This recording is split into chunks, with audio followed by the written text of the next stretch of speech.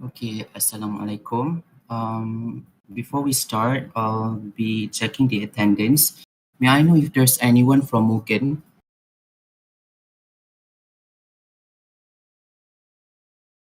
Calling from Mugen? Yes. Okay. Mungkin all are here. Okay, thank you. Next Alright. one, Sandpaper Co. Is there anyone from Sandpaper Co?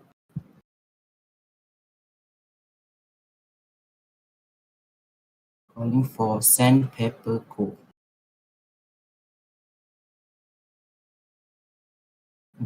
Okay, we'll move to the next group first.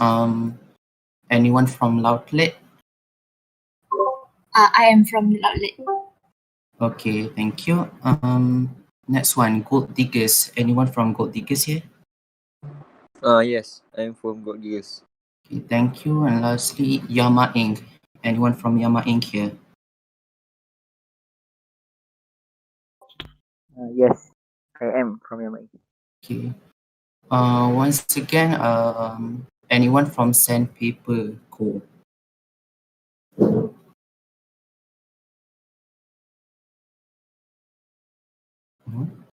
Okay.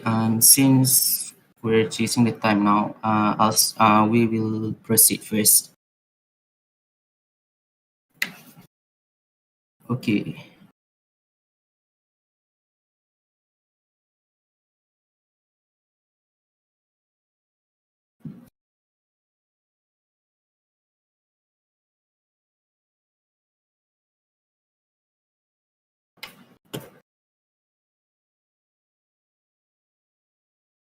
Okay. Assalamualaikum and a very good day to everyone. Welcome to stage 3 of the Trifecta Youth Entrepreneurship Challenge 2021. First, I'd like to congratulate every team for making it to the final stage. In this stage, 5 teams will compete for the grand prizes of TYEC 2021. I am Daniel and I will moderate this session. Before we start, I'd like to invite Wan Juliana Amira, the Project Director of TYEC 2021, to say a few words.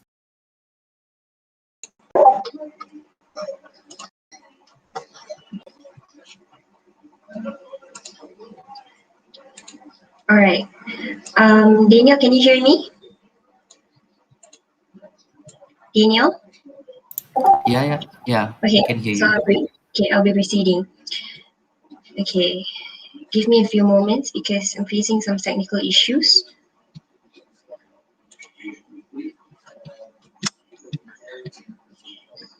Alright, Bismillahirrahmanirrahim. Assalamualaikum and a very good afternoon to you, dear ladies and gentlemen present here. My name is Wanjulana Amira binti Wan Abdul Aziz and I am the Project Director of Trifecta Youth Entrepreneurship Challenge 2020/2021.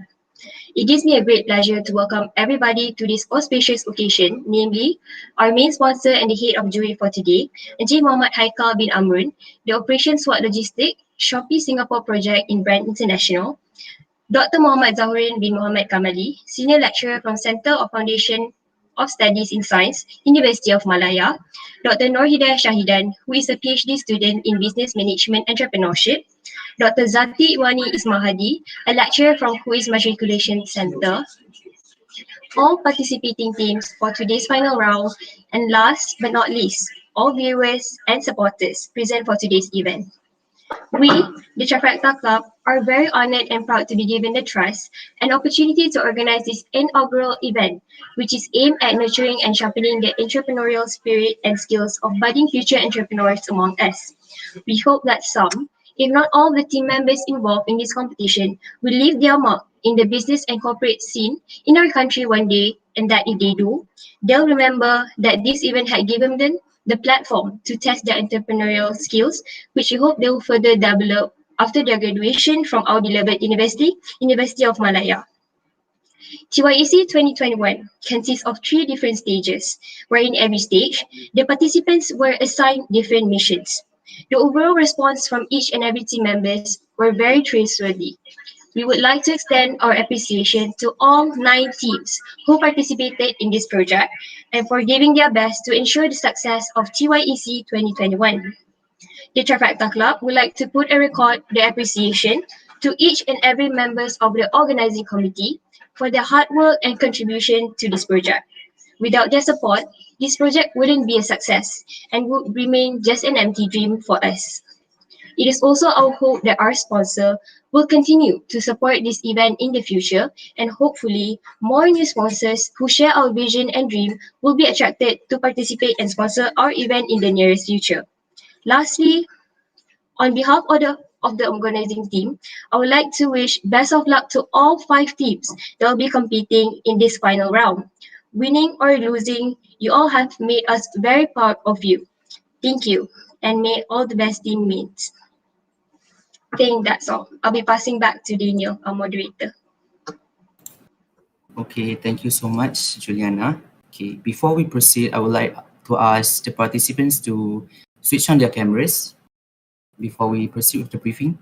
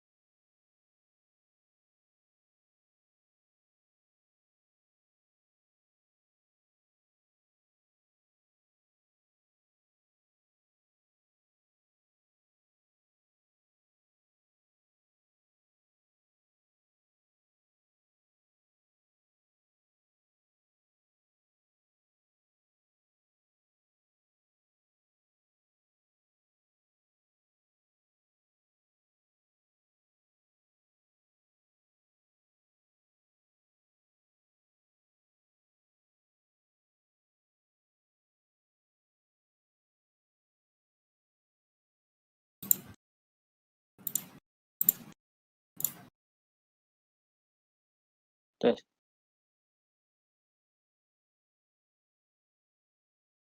Testing.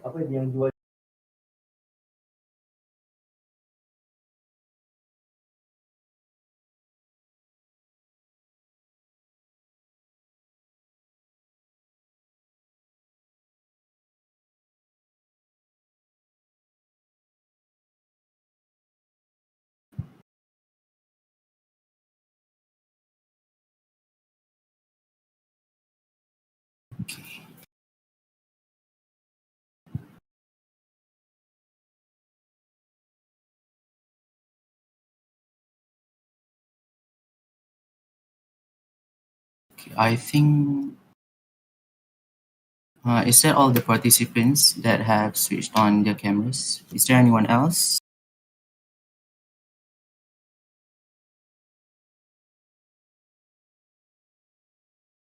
Okay, I think we will proceed first. Okay, to start off, I'll give a short briefing regarding stage 3. Okay, so each team has been given the freedom to come up with their own innovations, taking into consideration various aspects such as the add-on values, public values, and relevance, alongside preparing a short video or advertisement to promote their innovations. Each team will have 15 minutes to present, and 10 minutes will be provided for a Q&A session with the judges.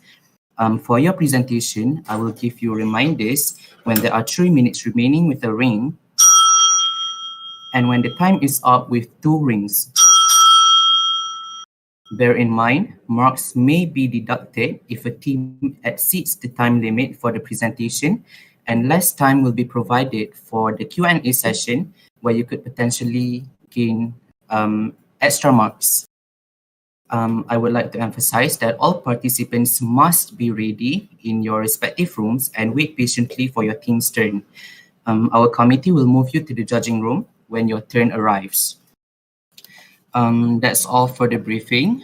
We will now proceed to stage 3. I wish all of you good luck and all the best. Each team can now move to their respective rooms. Thank you. Thank you. Thank you. Thank you.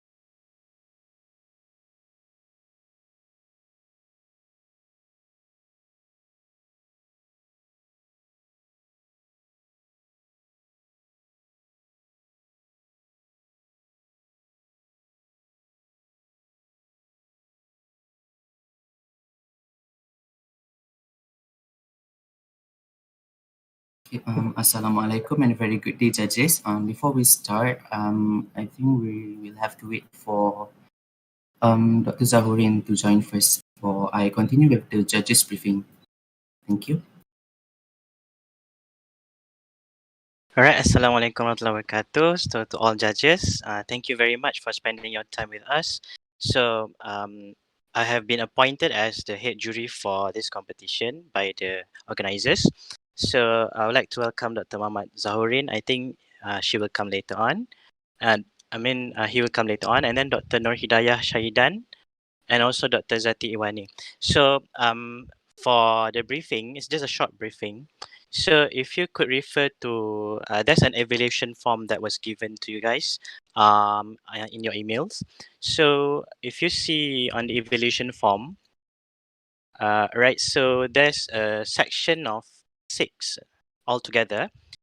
And each section, if you realize that there's a link to the rubric, so we understand that there should be a rubrics for the markings. However, to ensure that no teams gets too low or too high in terms of the marking range, so I've put there the range for marking, which is 15 to 30.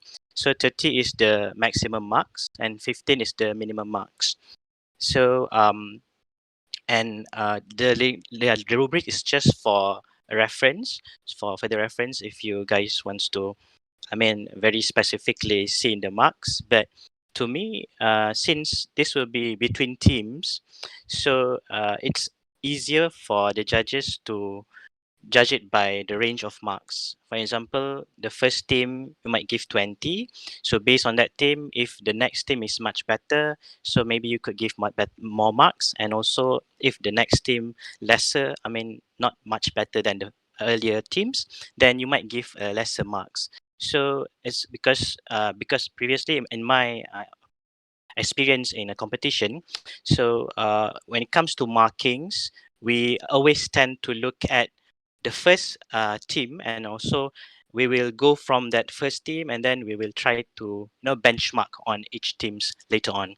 So that's how the marking is going to be. So you guys just needs to fill in the marks between 15 to 30. All right, so I think that's all a very short briefings for the markings. Is there any questions?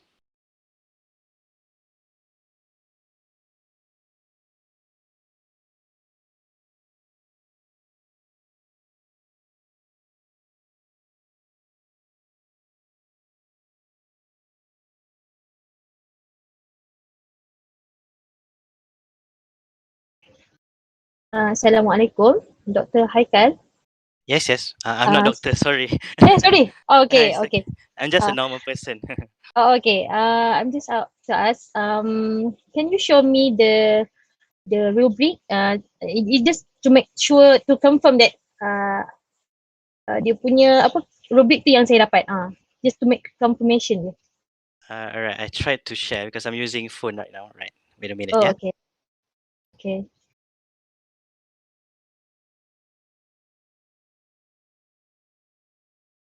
Cik Haikal, the one that we got is the other aspect, attire, body language.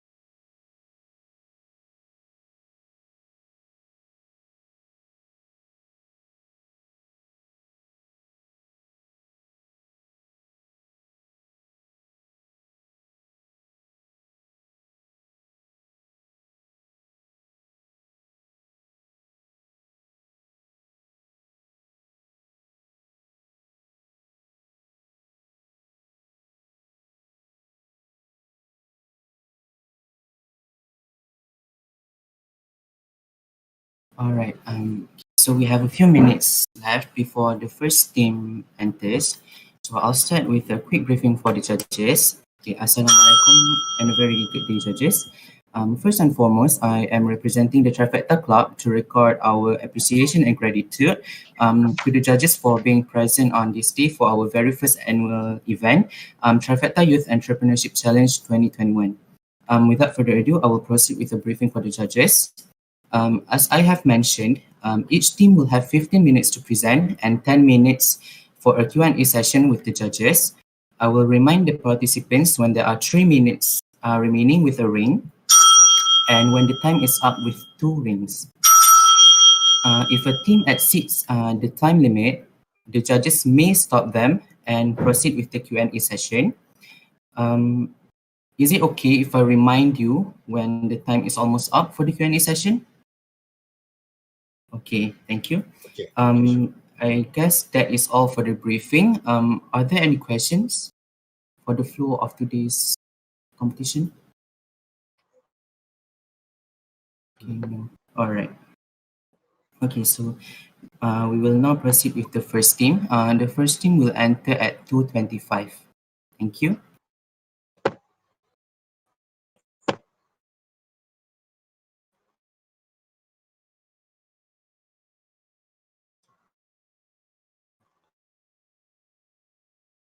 Okay, sorry. I just want to inform the judges that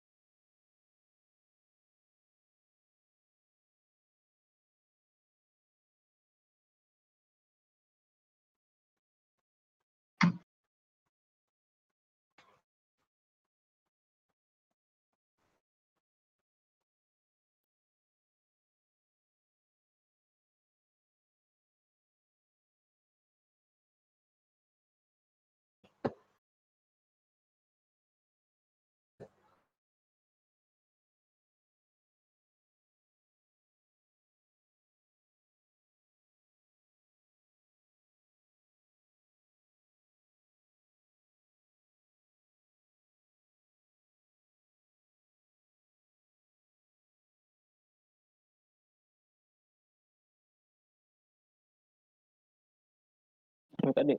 Oh ni. Okay, okay.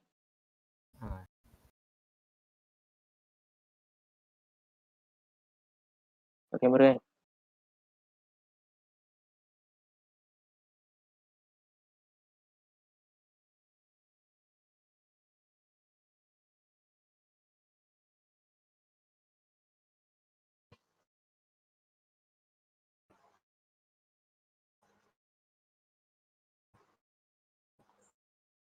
okay, I see that all the participants are here. Okay, hello participants, welcome to the judging room. Okay. Bear in mind that you will have only 15 minutes to present and only 10 minutes will be provided for the Q&A session. I will give you reminders when there are 3 minutes remaining with a ring and when the time is up with 2 rings. Judges, are you ready? Yeah, ready. Okay, participants, are you ready? You can prepare your slides or any media Yes. presentation. Give me a minute to prepare the slide. Okay.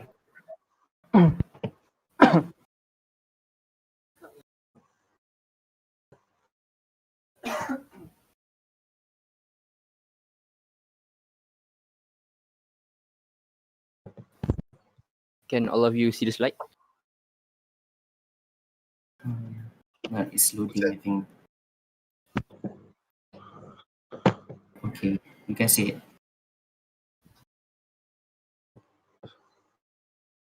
Are all the judges watching the stream? Can you guys see the presentation? Okay.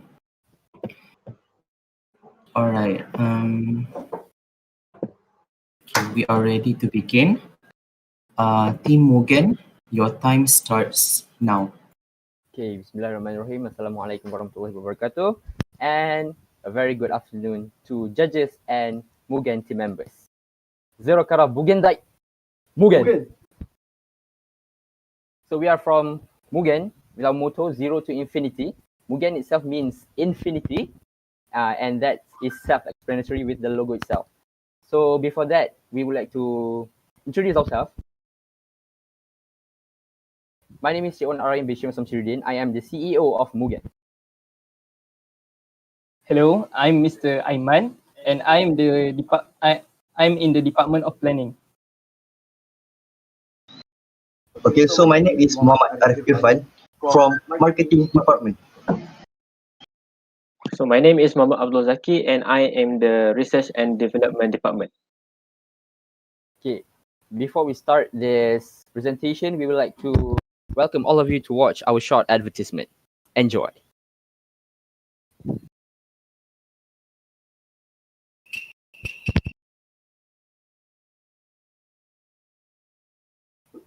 Wait, sorry for the interruption.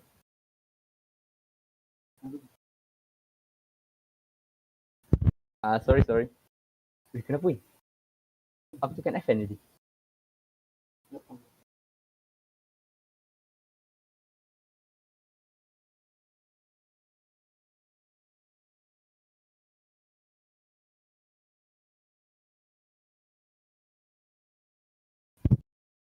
Sorry for the interruption.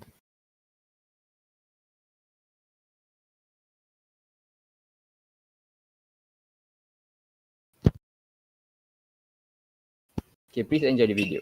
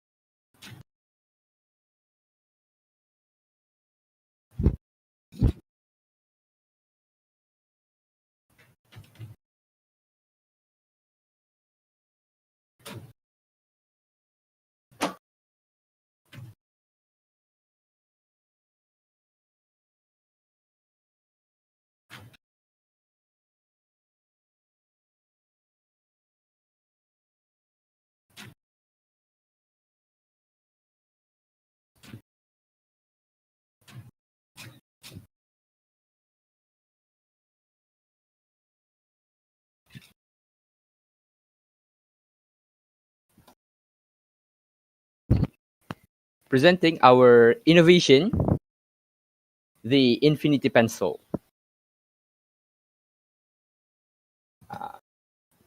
Infinity Pencil consists of the three main parts. The first one is it is an active stylus, just like any other pen. For example, the nearest example is the Apple Pencil. Combines with a text scanner, which is it can directly copy text from paper directly into a digital device. And what we are really proud of is its compact design.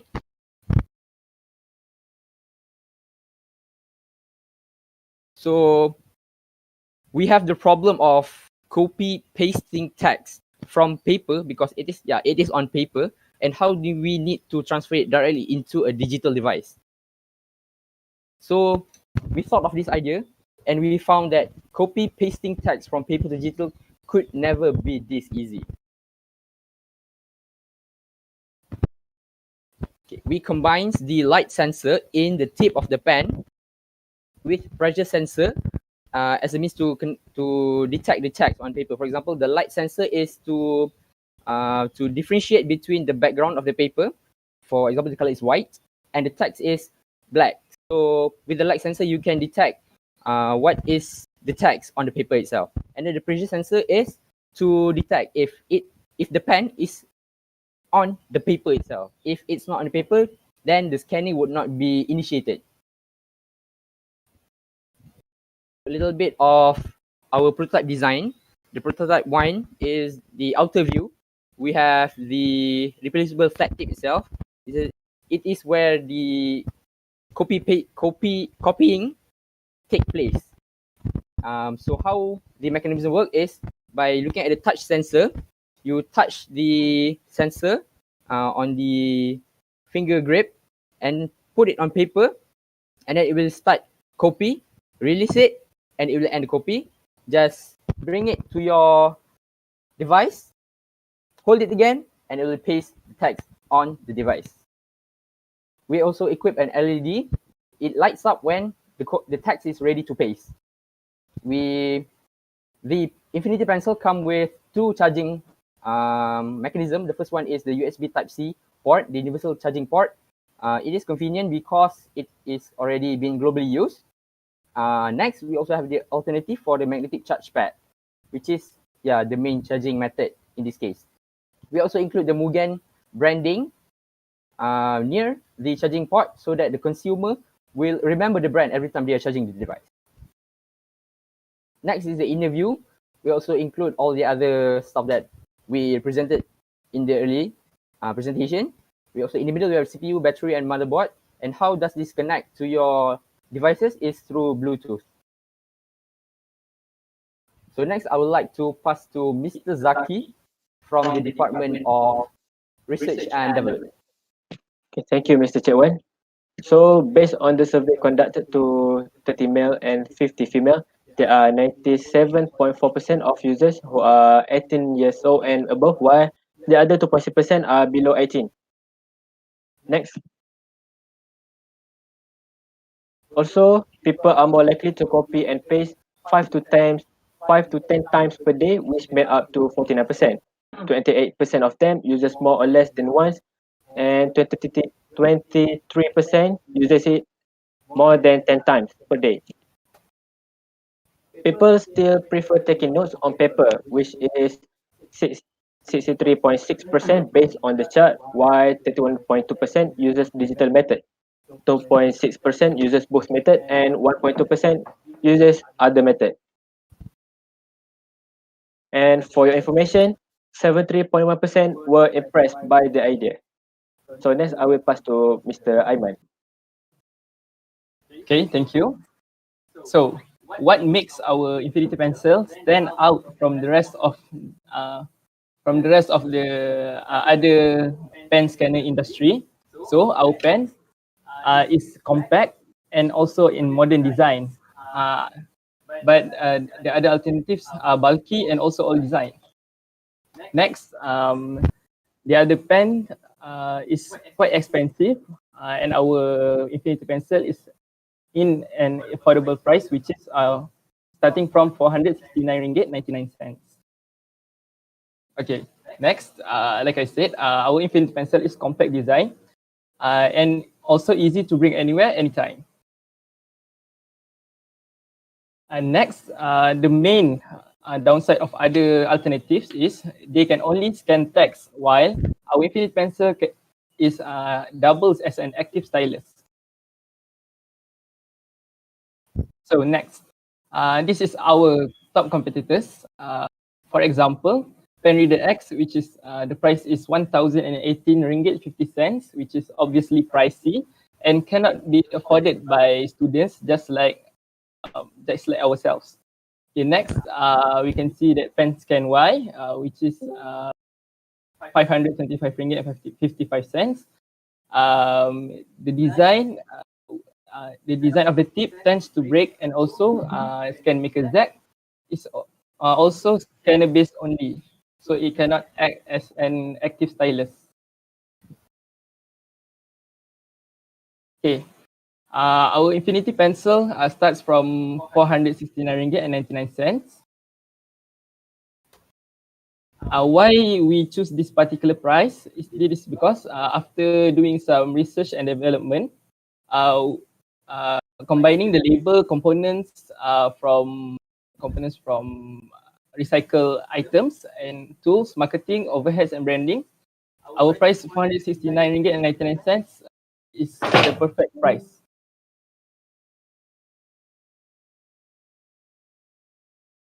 Okay, next. How does our Infinity Pencil benefit towards the society is it will enhance note-taking experience. Next, it can quote text from traditional newspapers to electronic devices, which can be benefited by most journalists. And lastly, it is a temporary solution in creating a paperless society. So next, the group to benefit from our Infinity Pencil is students, journalists, teachers, reporters, and also anyone who take notes.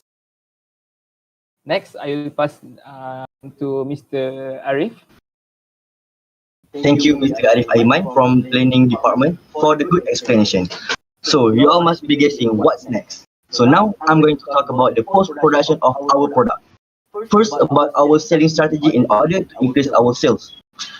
After the production of our product have been done, we will send the stocks to two places which are online store and physical store.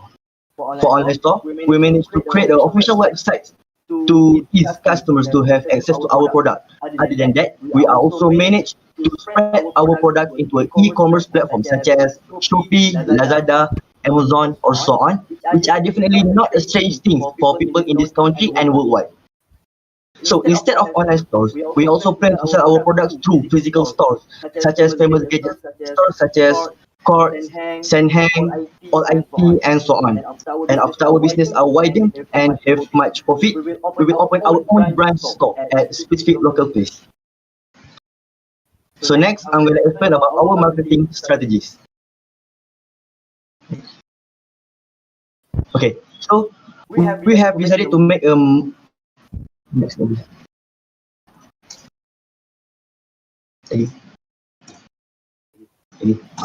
Okay, so next, we have decided to make a monetization on YouTube.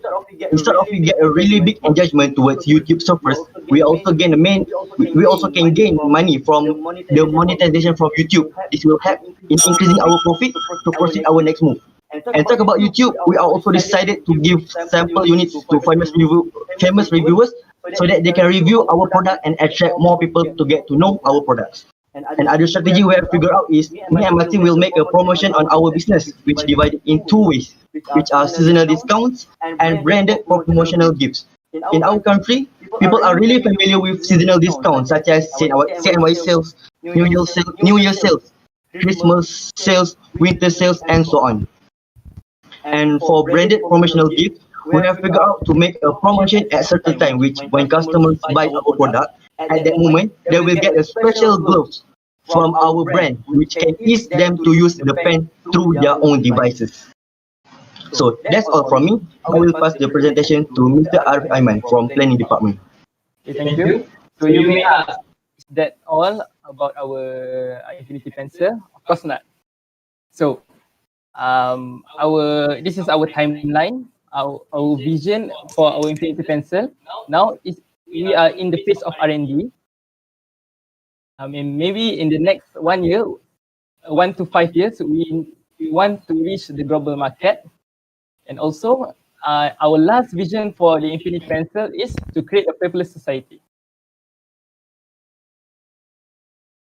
Okay, these are some of the production problems of our Infinity Pencil, which is high defect rate, supply disruption, and also bad working conditions. How to counter these problems are from automation, backup suppliers, and also we should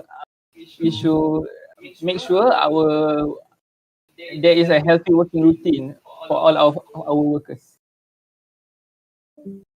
Next, our long-term problems may be the demands, trends, and also the producing of fake products. So how to counter these problems also is to set up worldwide factories, to do more research and development, and also to do patents. Are some of the research and developments that we can do. The first one is we plan to widen our feature from not just scanning text, but also can scan diagrams. Next, we would like to add more language support. During the current phase, we can support up to 5 languages, but next we can hopefully support more than hundreds of languages available worldwide. Next one is to build an app where right now the Infinity Pencil can only work on touch screen devices, which is not bad, but why not we increase the usability on non-touchscreen devices such as laptops, for example. So that's all from us. Mugen, quoting from Socrates, to be is to do. Mugen, signing out. Thank you.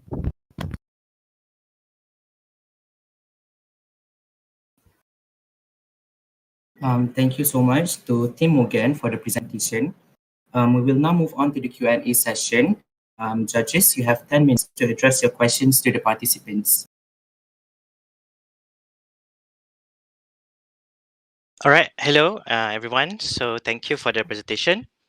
So I have a few questions to start with. First thing first, I was interested in the active stylus issue on optimization. So the question is, how optimized it is with cross-platforms to be compared to those of Samsung and Apple ones, in terms of smoothness, I mean. Example, for smartphones, right? So, because currently we have smartphones that have screen refresh rate up to 120 hertz. So, how does this product, for example, using on the screen, does it follow the speed of the screen?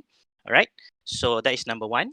Number two, where does this pencil stand in the current market, where Apple and Samsung is the dominant market players in the whole world? So, what is your vision in terms of market share in the future? Right. That's all from me. Thank you. Okay, so for the first question, it's about the smoothness, right? And the compatibility. Yeah, because it is an active stylus where already in the market, there's a lot of active stylus alternatives for Apple Pencil and Samsung. I don't know what to call it, Samsung stylus. Yeah, one of the main that I see is Gojo Dog. They have something for the price of 100 and can work on the iPad, for example. And it is one of our vision is to bring the capability of Gojo Dog itself. We bring the Infinity Pencil can work on iPads, the Samsung tablets, smartphones, as I said, on all touch screen devices. All right. And for the refresh rate issue, we cannot say much because if we are comparing with iPad, for example, iPad Pro itself is 120 Hz Pro promotion, and we believe that our Infinity Pencil can handle that much smoothness itself. All right. So for the second question, it's about the market share, how we stand in the current market right now. We can say that we are not renowned or known that much. So that's why we plan for the post-production. We plan on the advertisement itself, the promotion, how we are about to expand our company, how we would like to be renowned globally in the time span of 1 year. Okay, that's all for the market share. Thank you.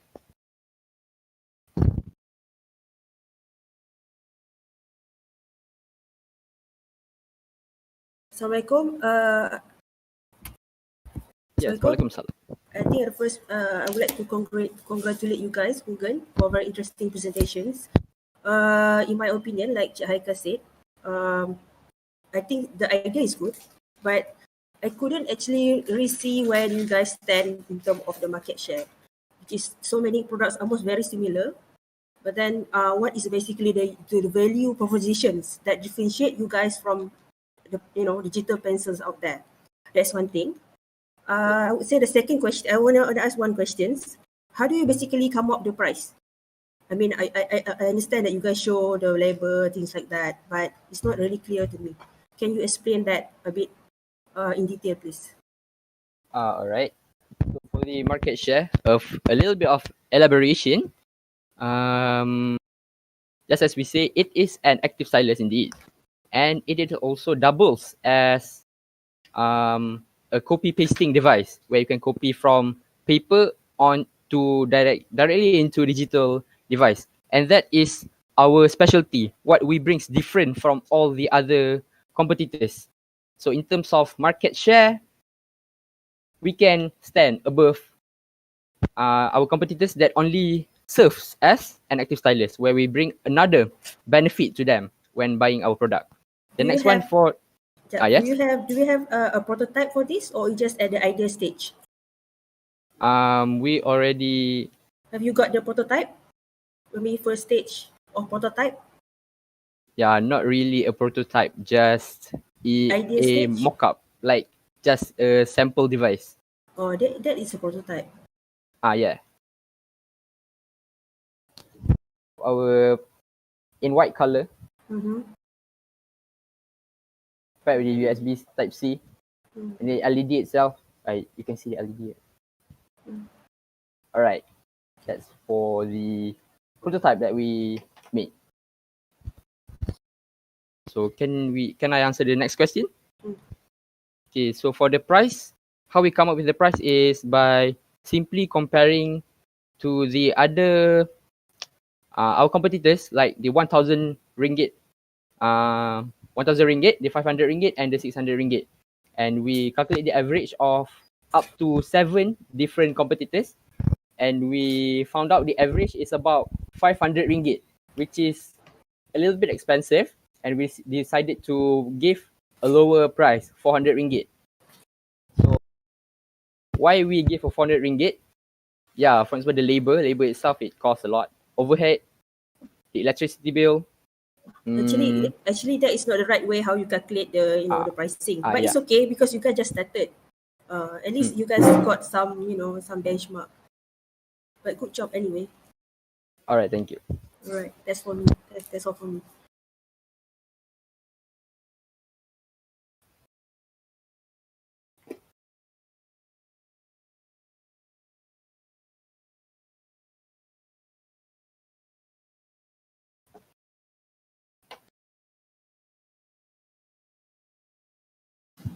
Okay, are there any other questions from the other judges? Mhm.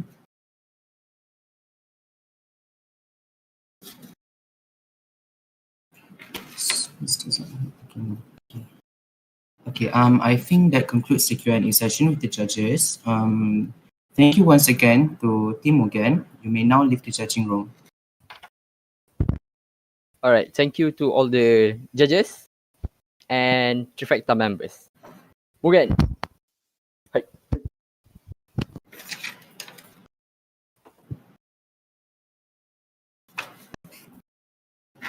Okay, so we have another 5 minutes for the next team, which is Sandpaper Co. We will call the team into the judging room in 5 minutes. Thank you. All right, to all judges, and just a small reminder that you guys don't need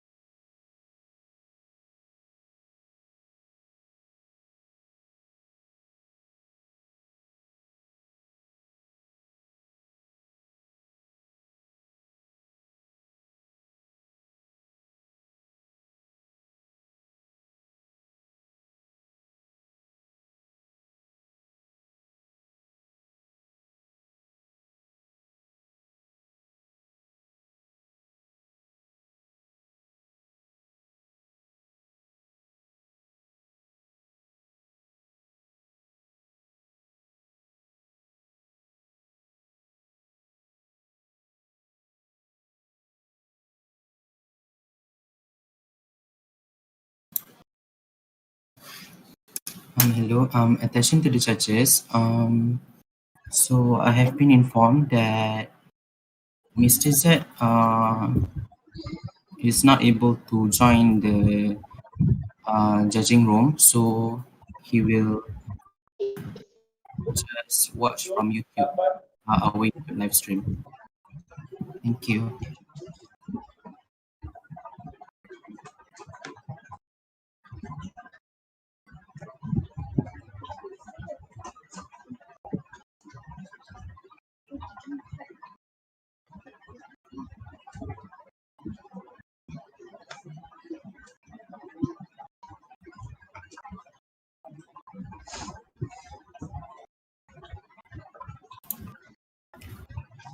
Okay, it seems like all members of Sandpaper Co is already here. So I would like to ask everyone to switch on their cameras.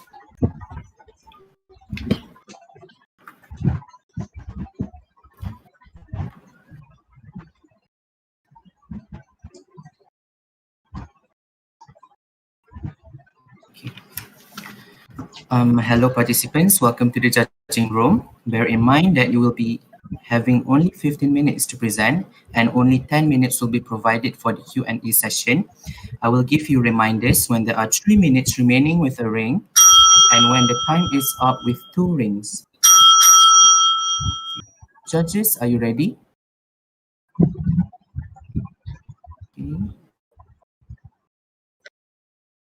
Participants, are you ready? I guess. Okay, you can open your slides Yeah. or anything that you want to present first before I start the timer.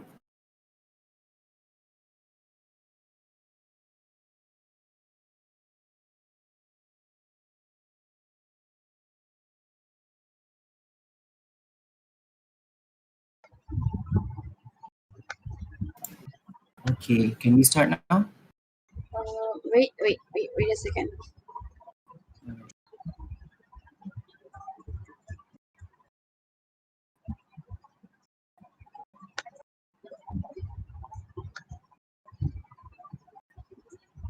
All right. Okay, we are ready to begin. Sandpaper Co, your time starts now.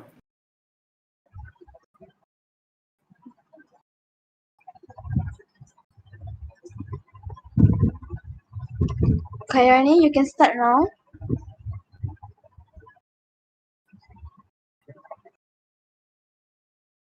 Okay, can you all hear me? Okay.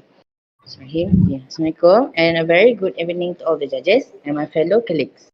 Okay, today me, Nur Kaini Shaira, the Chief Marketing Officer of Sandpaper.co, will start our presentation with an introduction.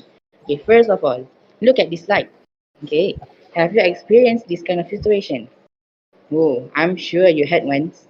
Okay, based on this problem, our company looked through it thoroughly so that we can invent a product in order to help solve this problem. Okay, next.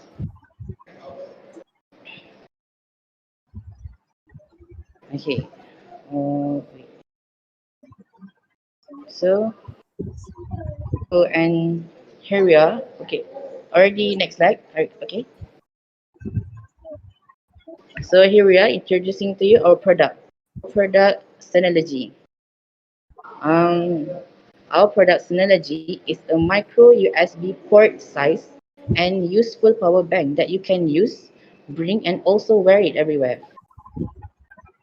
So based on this, why we create Synology? So that as like have we had explained that based on problem, then problem statement that we have problem statement that lead us to invent the product, which is the slide for problem statement. Okay, so okay, based on this, we know that some smartphone have a very short power supply. And maybe, okay, we know that we also have power bank. However, power bank may also heavy and it's a burden to bring it on along. Okay. For the next point, for problem statement, power bank that had invented by other company, some of them is fake. It's low quality then it's been widely and internationally sold to everyone. So based on this, some accidents occur when power banks overheat and explode, causing injury to the user. So based on this, we also it's also help us to invent our product. And the last one is when we use power bank, we also need the cable for it. For we need to connect it with our phone. So with this is difficult to handle and manage the wire because of the length and the size. So that's for the problem statement. Then I will pass it to my colleague, which is Aina Natasha, our COO.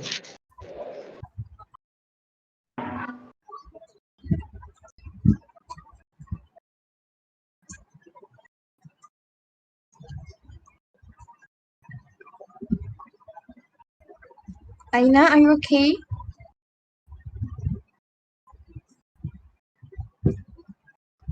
Can you hear me?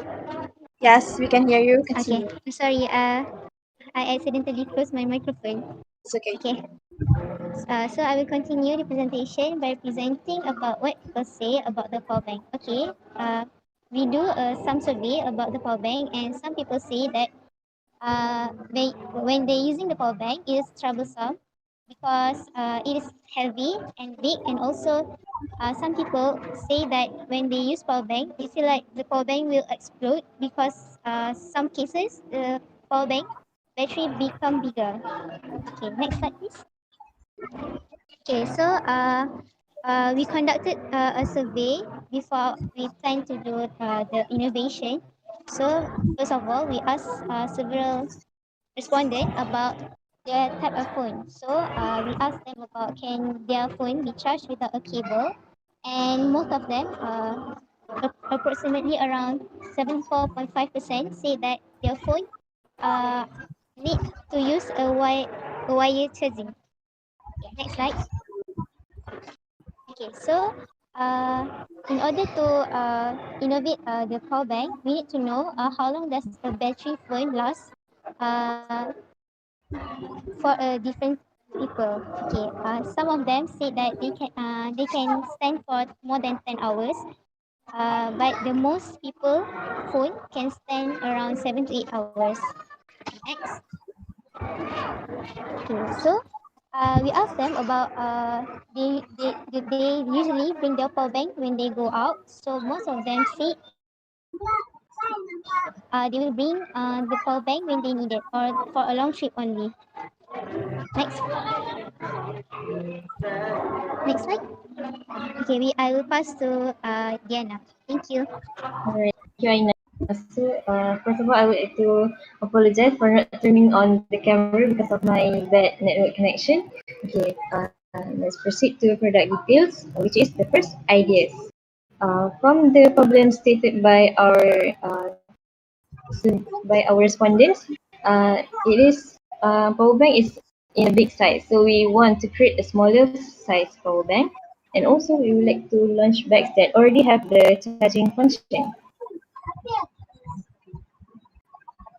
Okay, so for materials, we will use fast charging features, and the charger size will be as such as the head of the cable charger, and also it will be thermoelectric materials that enables to convert heat to electric energy. How does it function? Okay, when there is a temperature difference between the two ends of such materials, an electric voltage can be generated and the current can start to flow. This will enable our smartphones to be charged every time until it is actually full. Okay, for safety precautions, maybe some of the people will question our products regarding our safety precautions. Our guarantee on last long qualifications. Okay, we are considering thermoelectric cooling to control overheating of our charger. This is avoid accidents such as explosions occurring as our company prioritizes the safety of our users. However, there is high demand to do meticulous research as there are some issues. Okay, next slide please.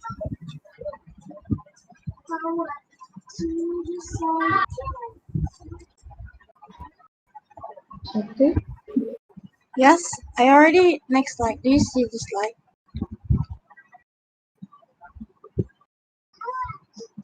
Okay. Okay. Okay. Thank you. Okay. How to use it? It's just as easy as normal charger. Just plug the charger through your phone like you usually do. Okay. Who is the stakeholder in our idea? The power banks company, wireless chargers company, as we will produce portable charger that will fit all the smartphones such as iOS, USB, and Type C. Okay, all right. So before I start explaining regarding add-on values and relevancy, so I am the CEO of the Sandpaper, our company. So, okay, regarding add-on values, current market analysis. So based on our analysis, we expect increasing in power banks price. So I can say this. I can say that it is a slim chance to gain loss because of this analysis. So based on this analysis, the global power bank market size was valued at 17.41 billion in 2009 and will reach to 22.34 billion by 2027. It shows the increase of the market price of the power banks. So how does it stand out from the rest? The features that our product is actually much easier to bring anywhere, and it's the new technology that in a battery technology. This is because like power banks, they need wire to connect with our phones, but our products just like a cable head size of the cable. We just like plug in into our phones and we just like bring it anywhere. No need cables and or no other. Then that thing is also like so it won't be a burden for you to bring anywhere. So this is based on so this picture shows the average price of the high quality power banks with large battery capacities. So the price of the power banks is at most 230 239 ringgit, and it's just a little bit low from us but with different features. Since the power banks will run out battery, the battery will you need to charge the power banks back to fill so that you can use the power bank to charge with your phone, to connect with your phones. Okay, however, so we put selling price our products is 250 ringgit at least, which means it can be increased days by days. This is because our materials is actually high cost that limited the widespread use of these materials. So, in terms of value, the global thermoelectric materials market is expected to grow CAGR of 8.49% during the forecast period 2018 to 2023. So actually, our price it may seem pricey, but actually worth because it satisfies the people's desire because it's easy compared to the power banks. It's actually a burden for someone that doesn't prefer to use bags. So we are expecting increasing in our products because our products is the beginning innovation in battery technology. So for public values, the idea contribute to society. So it will be really useful as the phone can be charged anywhere and at any time. So besides that, our product is one of the way to save the air. I'm not saying that it's because the producing our products is also use factory which will affect it the pollution. But then like imagine that by producing our product, it will reducing the manufacturing of the cables, the head charger. So by closing this factory that produce these products, it actually reducing the factories that affected the pollution in our country. So this is one of the way for us to save the planet actually. So which group of a society will benefit from our products? Businessmen, teachers, students. It's basically everyone that use smartphones in their daily life because nowadays in this fast pace where people depends on phones. They use e-wallet in phones, they keep their privacy information in phones, cards in phones. Like right now in this pandemic, like people use phones to join the online class. So without when your phone run out your battery and then like you don't have the power bank, so this our products is the relevant choice ever. All right. Okay, so for relevancy, we will gain profit in the long term with the right marketing strategy and meticulous research, it is really needed so that we can provide safety in our products.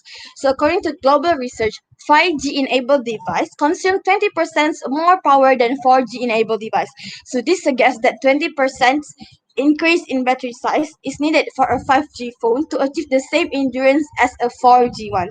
So like people it means that 5G phones needs more battery than 4G ones. However, a consumer, the user, they rely on secondary power source, which is nowadays is a power bank, to keep their tablets and smartphones fully charged. However, considering in these situations, despite on power banks, they have limited power supply and they might consuming some space in our bags. And like imagine you're going anywhere, sorry, you are going anywhere but then you don't have the power bank, so our products is the most relevant choice ever to buy by nowadays people. So for our marketing strategy, besides on retargeting, basically our products to be our products will attract everyone, especially for someone that doesn't bring bags, like they have problems in bringing power banks with them. But for those with brought bags, they always brought bags with them, knapsack or anything, this wouldn't be any issue because they can say like, oh, I can just bring my power banks in my bag. But actually power banks, this one on the size, it actually can what to say, it's actually consuming some space in our bags because you don't put only your phones and power banks, but you actually can sometimes you put some pouch bag that contains your makeup or maybe some tablets that you use for tablets. So by using our products, it can save lots of power supply, something like that, right? Like such as game phones that use actually lots of power, right? Okay, regarding that, that's why I say I think we need some more research to do. And like I searched in the internet, I searched that majority of the phones they use approximately like just like range, I think below than 10 watts of the current of the power needed to charge their phones. So I think there won't be any issue. I think our products can manage that. I think our products able to give the enough power supply for those who use gaming phones right now. So for the second questions, I'm sorry, but regarding, oh, if what is our action if other company produce their own power banks like that? Okay, first of all, I'm pretty sure that those power banks they launch are only can use with nowadays phones, with the latest phones, with the latest features. Right now, I think low than 30% that use the latest phones based on this economy. Not everyone afford that. So we produce a products. Our products it can be used by all of the phones. So like even those that doesn't have that power banks wireless things, they can use our products instead of the power banks that have been that have been released by those companies, which is I think it can be only used for the latest phones only.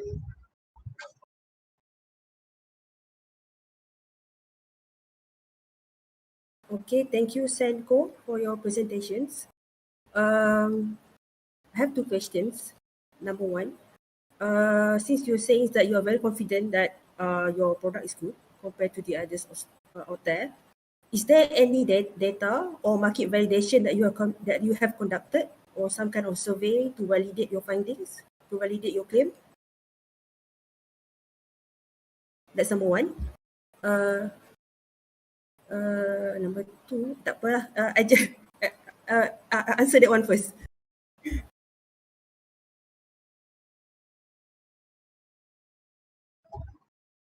Kairani, you might want to answer this or how? Okay, right, I will answer that. Okay, I'm sorry, but your question is basically is do we have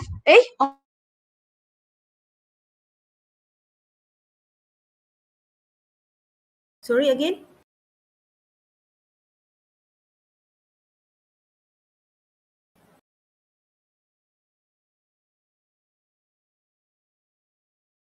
Hello. Hello?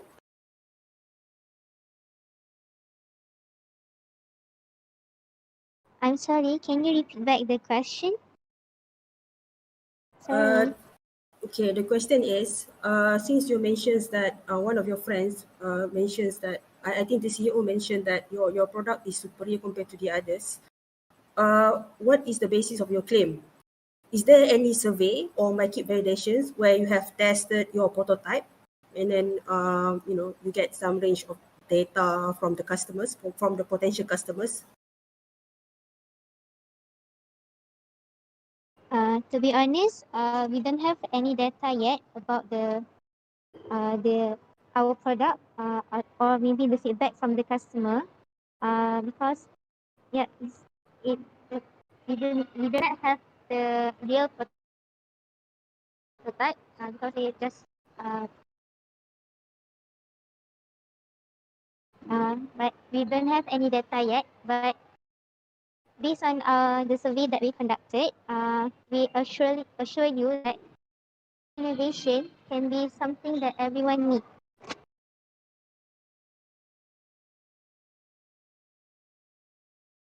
Okay.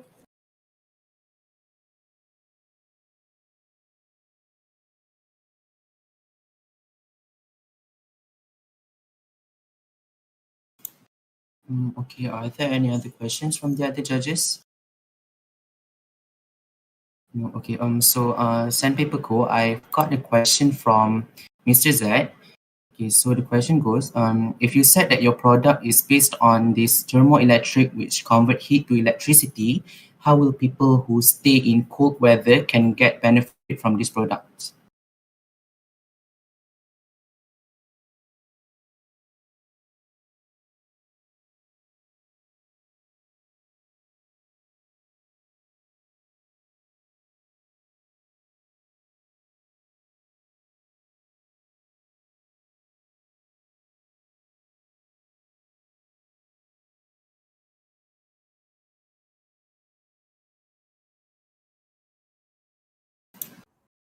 Okay, I'm so sorry. I'm so sorry for things that happens. My battery ran out. The battery.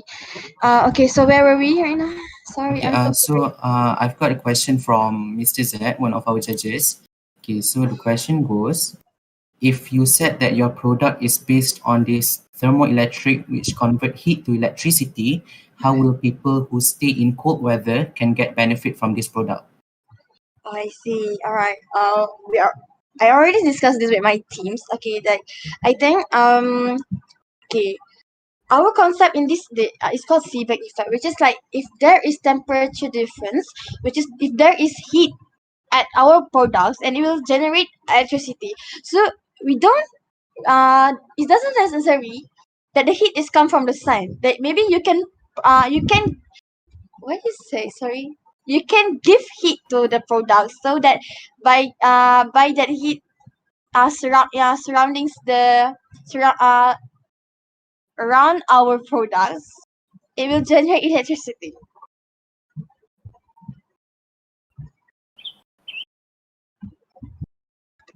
Sponsors. I think that's Okay, I think that's all for the Q&A session. Is there any other question? I'm sorry to Judges? ask. I'm sorry to ask this, but you guys can hear me, right? Yeah, we can. Okay, thank you.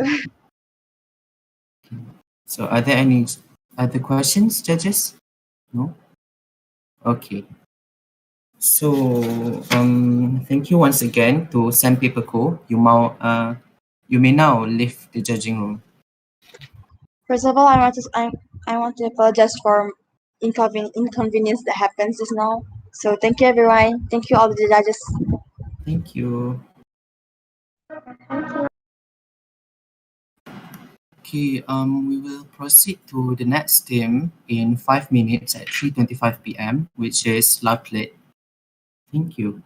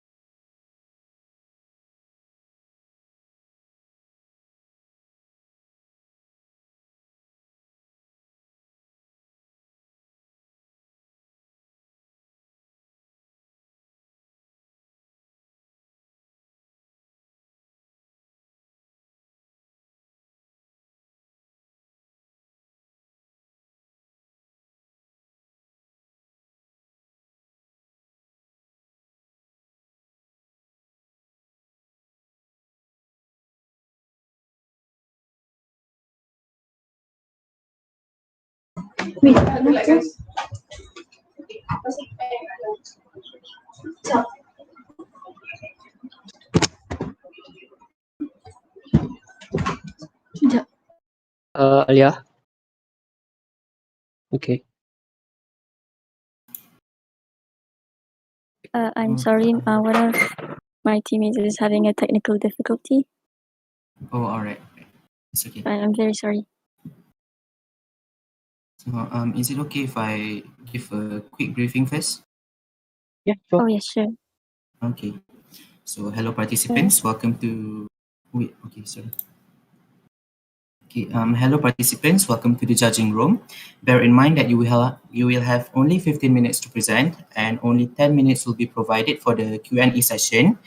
I will give you reminders when there are 3 minutes remaining with a ring, and when the time is up with 2 rings. We're waiting for another team member, correct? Yes. If I can ask, how many minutes is the presentation again? 15 minutes. Okay. Thank you. Yes.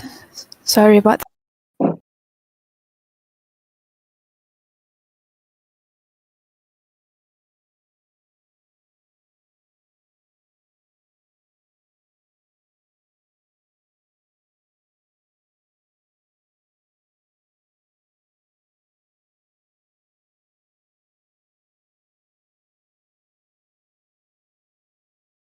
So it seems like all the team members are here. Oh no.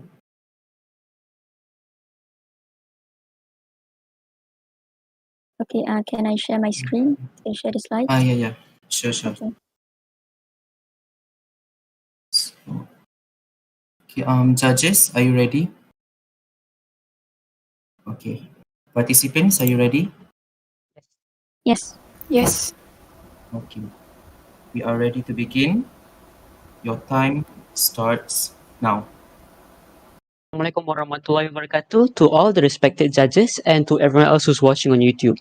My name is Muhammad Faris bin Ahmad Faiz and I'm the leader for our team Loudlet.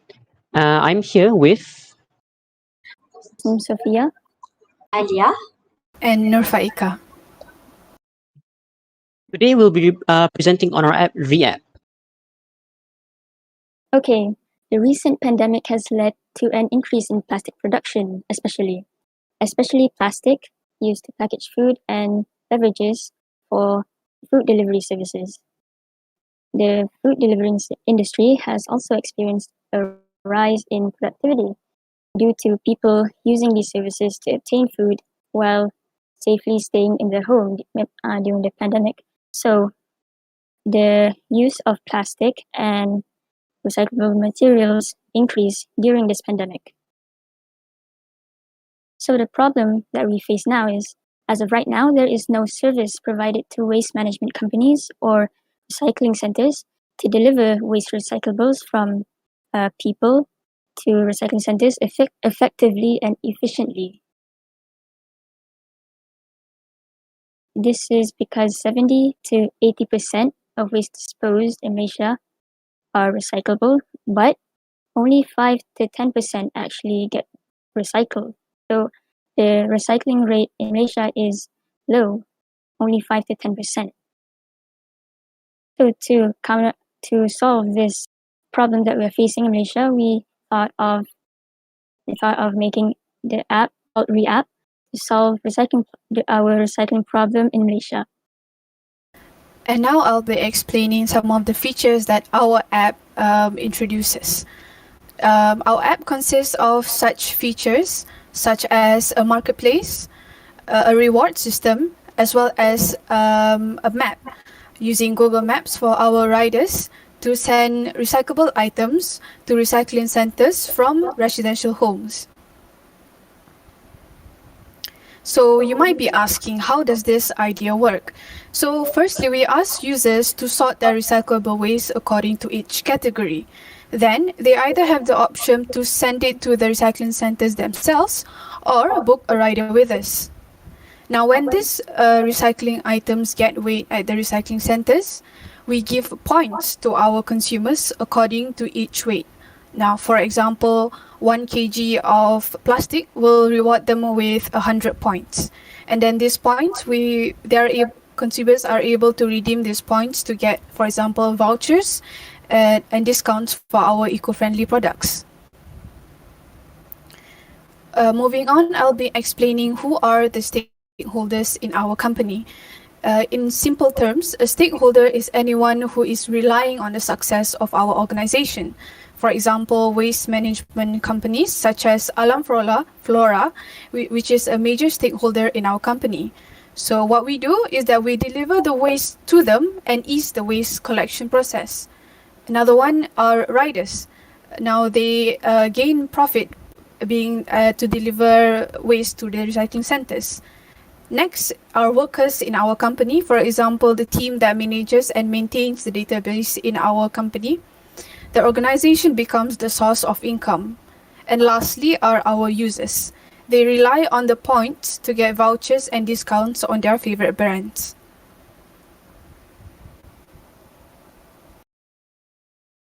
I will be explaining our market analysis. So simply put, it can be divided into 7 points.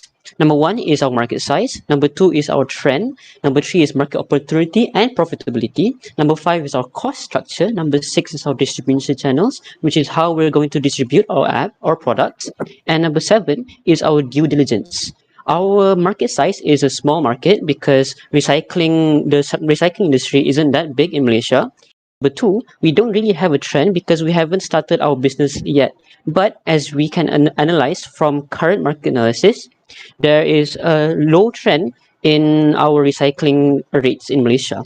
Number 3, our market opportunity is to get paid for pickup recyclables. Number 5, our profitability is that we act as a bridge between companies like Alam Flora or waste management companies to consumers. And number 5, is our cost structure, which is the amount of money that we require to operate, which is 1,161 ringgit a month. Number 6 is our distribution channel, which is how we will distribute our app, such as Play Store or App Store, and maybe the connections we have between major companies. Number 7 is our due diligence, which is put simply is our research. Next slide, please. So, based on due diligence, we have conducted a survey on university students mainly. So we asked them if they are interested in a reward system once they recycle, and a majority of them said yes, and only a portion of them said no. Next slide, please. Next, the question is if they know where's the nearest recycling center to them. And as you can see, only 69% of them said yes, and 31% said no. Next slide, please. And if they are very much interested in a marketplace for them to spend recycling once they get points from recycling, and a huge majority of them said yes. Next slide, please. So, what makes us different from conventional recycling, you may ask? So, our main thing is the reward system. So, whenever you recycle, you gain points. And with those points, for example, like Pak Ika said, 1 kilogram of plastic could earn you around 500 points or 50 points. So those points can be spent on spending discounts and maybe some rewards from our app. And how is this different from normal recycling is that when you recycle normally at a recycling center, you would just get around 1 ringgit or 50 cents, and users don't have a straight objective for them to work to. For them to have an objective straight up in their face in the app, we provide them a clear objective for them to work to. For example, maybe earning 50 points will only result in around 450 points away from getting a discount from TYEC, for example. Next slide, please. Our selling price. So I have broken down our whole team's requirements for our operation. For example, the first is database, which costs around 25 ringgit a month. Next is the data for a company such as Amphora to use, which we sell, which is 7 ringgit per user. This might come as a controversy, but we are only selling the recycling data, not private user data. Number 3 is our delivery service, which is 5 ringgit per kilometer, and 20% of that 5 ringgit will go to our organization, and that remaining 80% will go to the rider himself. Of course, there are tariffs for us to follow, which we haven't posted here because it will be too long. Next is app maintenance, which will cost us around 100 ringgit a month, and marketing, which will cost 400 ringgit a month, and our insider analysis, where we get to interpret the data that we have with us and give market analysis to the companies such as Alam Flora or waste management companies if they decide to use our service. And we are asking for our investors for an investment of 10,000 ringgit for you to own 10% of our organization. Next slide. Okay, so the value that we contribute to society is the value of sustainability. So our idea contributes to society in three ways. One is we promote recycling centers through the app. Users can discover nearby recycling centers, so users could spread the word to their friends about this recycling center near them if they have anything to recycle. Okay, second, we put force on eco-friendly message to people. If users keep using our app, recycling will be a normal routine for them. So this will make users feel recycling is not that hard. Third is we bridge the gap between people and recycling centers. This is because we act as a delivery service for recyclables. So as we can see, people usually don't go to recycling centers themselves. So we make it easier for people to recycle and easier for recycling centers to receive recyclables. Okay. One of the groups that benefit from our idea is, of course, the recycling centers. As we send recyclables to them, thus easing the collection process. So the second group is society, as we encourage our users to recycle more often through our reward system. If more people use recycle, then less waste that goes to landfills. Okay. So now, when it comes to long-term profit, first, we plan on advertising eco-friendly products from other brands through voucher and discounts. So, other than that, is opening a subscription with waste management companies. Waste management companies will be able to pay a monthly fee to use our software. Okay, so last but not least is through our service. We charge waste management companies who use our delivery service to deliver recyclable items. Okay. Now I would like to introduce to you guys the backbone of our startup project. We have Faris, Faika, Tasim, and myself, Alia. So I would like to introduce our business card. But unfortunately, due to the pandemic, we only have the business card in soft copy. So anyone who want to reach it, anyone who want to reach us, you can contact us. Okay. So this is our citation where we get the idea, the website that we look for when we want to do this project. Okay, so that's all from us. Thank you.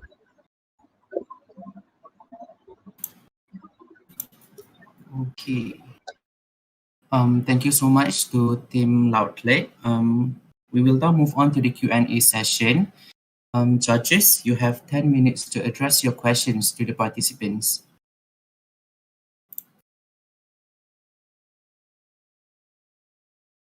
All right. So first thing first, I was not clear about how you guys are going to make a profit out of this.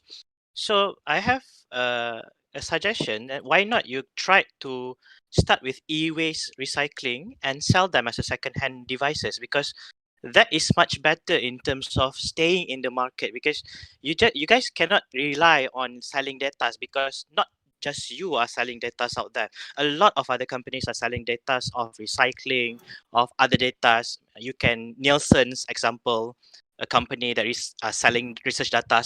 So I think you should try to elevate the in terms of profit sharing, profit market sharing initiatives. So I will need a response from you guys. Would you in the future try for e-waste recycling? That's number one.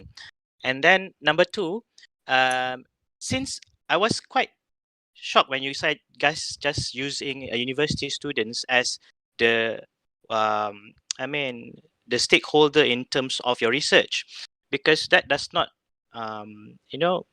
represent as a whole community because you are selling something out there. So I think that one is you should use a much more better platform, not platform. I think more people to be inserted in terms of the research. Okay, and then for database, I was quite unsure about this because you said that you are using a database or CRM, customer relationship management, for subscription of 25 per month. Because I'm not sure you can get that price here in Malaysia. Definitely it's more higher. So what are the specific CRM that you are going to use? Is it Salesforce or Zendesk, for example? So those are the three questions from me. Thank you. Okay. For the first question, sorry. For the first question, could you repeat the first question? Sorry. All right. So, I mean, it's actually a suggestion, and also I'm Oh, trying okay, to yeah. get your response on the e-waste recycling method Okay. and so selling it, So making a e-waste profit. recycling. E-waste recycling. As you noticed throughout the whole presentation, we set marketplace where we make collaborations with huge companies. If we were to sell items, we would require a warehouse. We wanted to do. Sorry, could you hear me? Okay. If we were to sell items, we require a warehouse, which comes off as more things for us to consider. So right now we're only thinking of doing collaborations with major companies such as macam Life, selling their recyclable like the cup, which is like this. I have like here. Maybe recyclable straws, maybe. So that's why we didn't go for the second-hand markets like that. We did have the initial idea, but now since we think about it more deeply, it will require us to own a warehouse, which is far more tedious to do. For my response for number two, maybe Tasnim could give a response. Okay. I'm sorry. Could you repeat what question two was?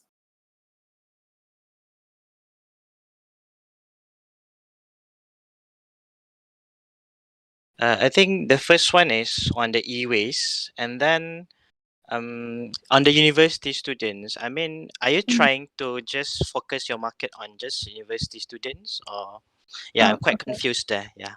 Okay.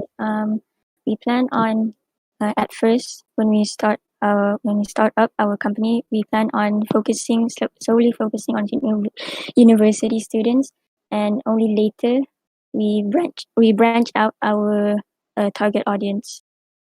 We start off with university students, and then we branch out to the public, to a larger pool of customers. Because right now, as you can see, most students are trapped in their dorms and they rely on Foodpanda or Grab. And I myself, being in a dorm, I always see the trash can being so filled and overflowing. So our first target audience would probably be best for university students who are living in a dorm. So that's where we can more finally like gather or maybe test certain features and so on. To add to what he said, as university students, we don't have the option to cook, so we will most likely eat out. So I think a majority of plastics will definitely come from us university students. Okay, so to answer number three, I myself have tried to rent a database server because I was involved in a project that involves buying a database. And I have seen a service called Vulture, VULTR, where it costs around $5 a month to host a database, a server, a cloud-based computing server. So it does cost around 25 ringgit a month and my father also has experience in database gathering, and he himself only pays around 25 ringgit a month for his work at Gamuda. So it is possible for you to only own 25 ringgit for database.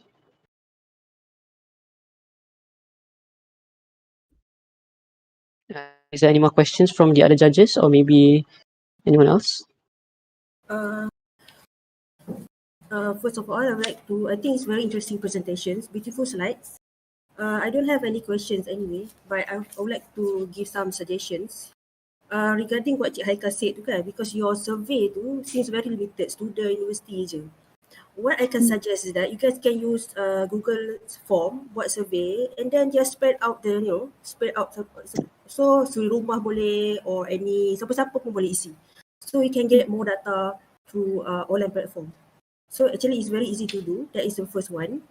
Second, maybe you need to revise your business model, the way you make money. Because I don't think this company can sustain if you want to rely on subscription ke apa. Because for me, I don't think it's making money. Because then you guys have to pay pula the rider tu. And for some people, for me, macam especially most Malaysian, people are not really interested to recycle. People just dump in ni and then hantar ke landfill and then just kabus. That is basically what people do lah. Because I've been working with solid waste management companies before. Kita collaborate because my previous startup we doing biotech punya business. So people just simply dump sampah-sampah ni and then just hantar ke landfill and kambus. So if the landfill penuh, just buka a new landfill. That's what happening. So I think the first thing first is to raise the awareness. How you guys can raise the awareness of people recycling, and then number three comes to where talk to stakeholders, talk to people in flora apa yang Selangor punya tu, alam flora, Flora, which I alam have flora. talked. I Okay. have talked to a stakeholder, which is my own mother, which works in Alam Flora, and she has given advice on this whole investment in the startup. Talk to them, also talk to people. They are, because basically sampah ni they are being managed by swasta punya company. In Melaka different, in Selangor is different. So talk to them, get what are the feedback. Are they willing to pay you guys, or how, apa benefit yang the stakeholders can get, and also talk also to people like macam Cik Haikai, Shopee. Are they people Shopee ni willing tak nak bagi coins ke to this to this yang nak buat recycle ni? That is my recommendation. Itu je. Okay. Thank you for your recommendation. I really appreciate it. Thank you. All right. I think since Dr. Hidayah already said about coins, so I was also curious about what does the coins cater to for buying what? Is it from you are going to collaborate with Shopback, Lazada, Shopee? So was it that is your idea or what? So I'm quite curious on that.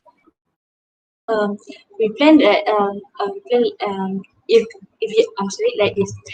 When the users get the coins, they can use the coins to redeem discount at outlet because right now we can see that there's so like T Life. They have the product, eco-friendly product. So we would like that, to give vouchers to our users so that they can redeem the eco product from T Life. We plan to give the access to them only buy eco products from outlet like T Life or H&M. So are you Further saying add that? to her. Yeah. So I Sorry? saying that. Are you saying that you guys going to collect sampah from T Life? Recyclable item from T Life, and then No. so T Life can give the voucher to you. What does T Life get in this situation? Takkan dia orang nak bagi free voucher je? Mesti dia orang nak something. Manage dia orang punya sampah ke, for example.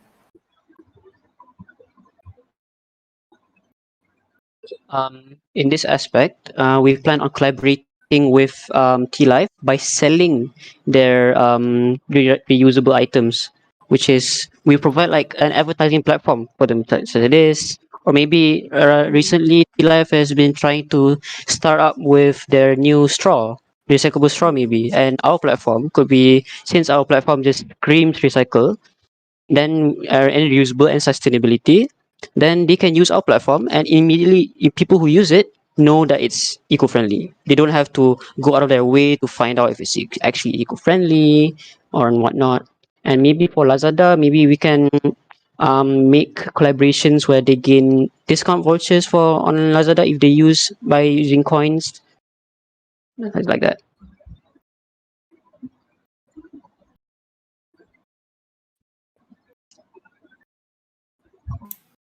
So are there any Other questions from the other judges? Okay, so Ms. Josette doesn't have any questions as well. So thank you once again to Loudlet. You may now leave the judging room. Thank you, everyone. Thank you for having us. Thank you. Okay, okay, judges. So the next team will be presenting at 5 p.m. So you will have around 15 minutes to take a quick break. So thank you.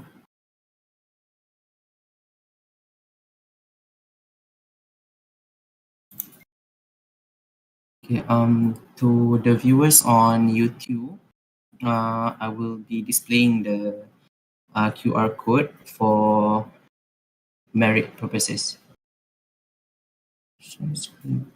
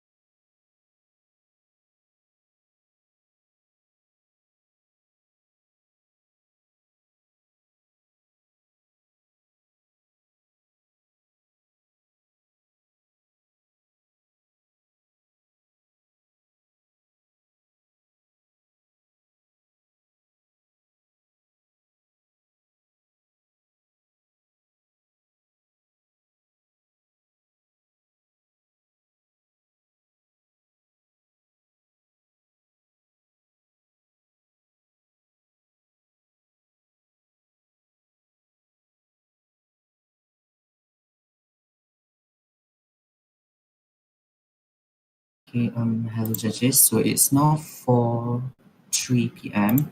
So the next team, which is Gold Diggers, will be joining the judging room in a few minutes. Do you need some more time before the next team proceed?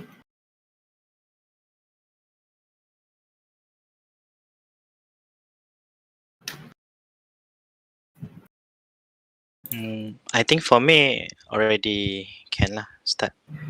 I don't know about others.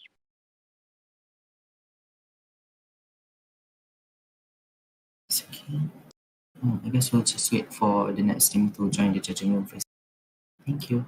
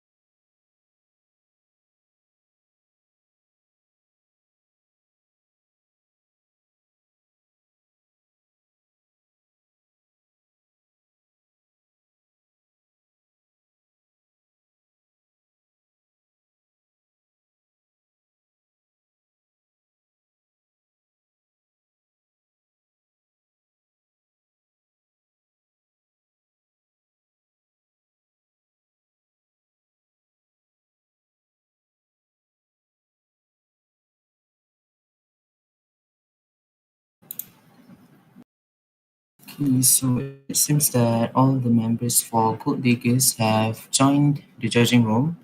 To the participants, please switch on your camera.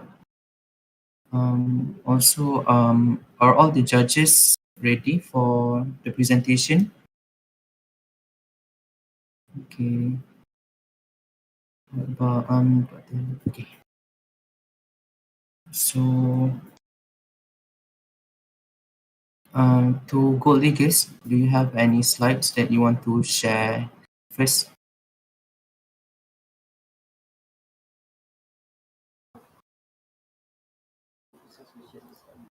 Okay.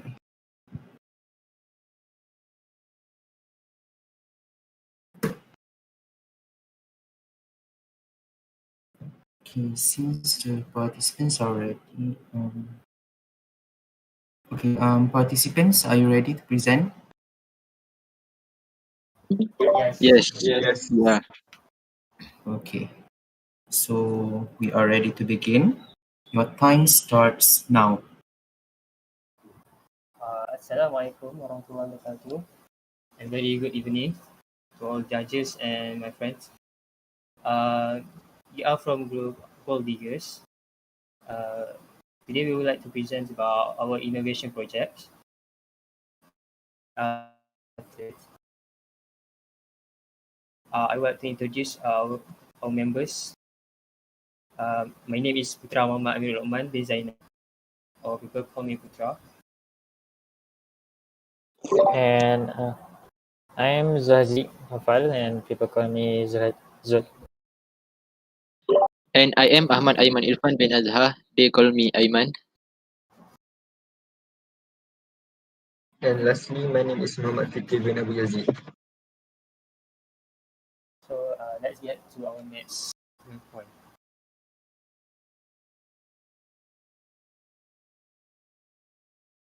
I would like to pass to Aiman to present about problem statement. Assalamualaikum and hello. So first of all, we have made this innovation to solve fourth problem, which is first one is having a order problem. Second, having unpredictable issue regarding stain while eating or drinking. Next, always going up during movement control order or MCO, and having a problem in bringing many items everywhere in their bag. So, next.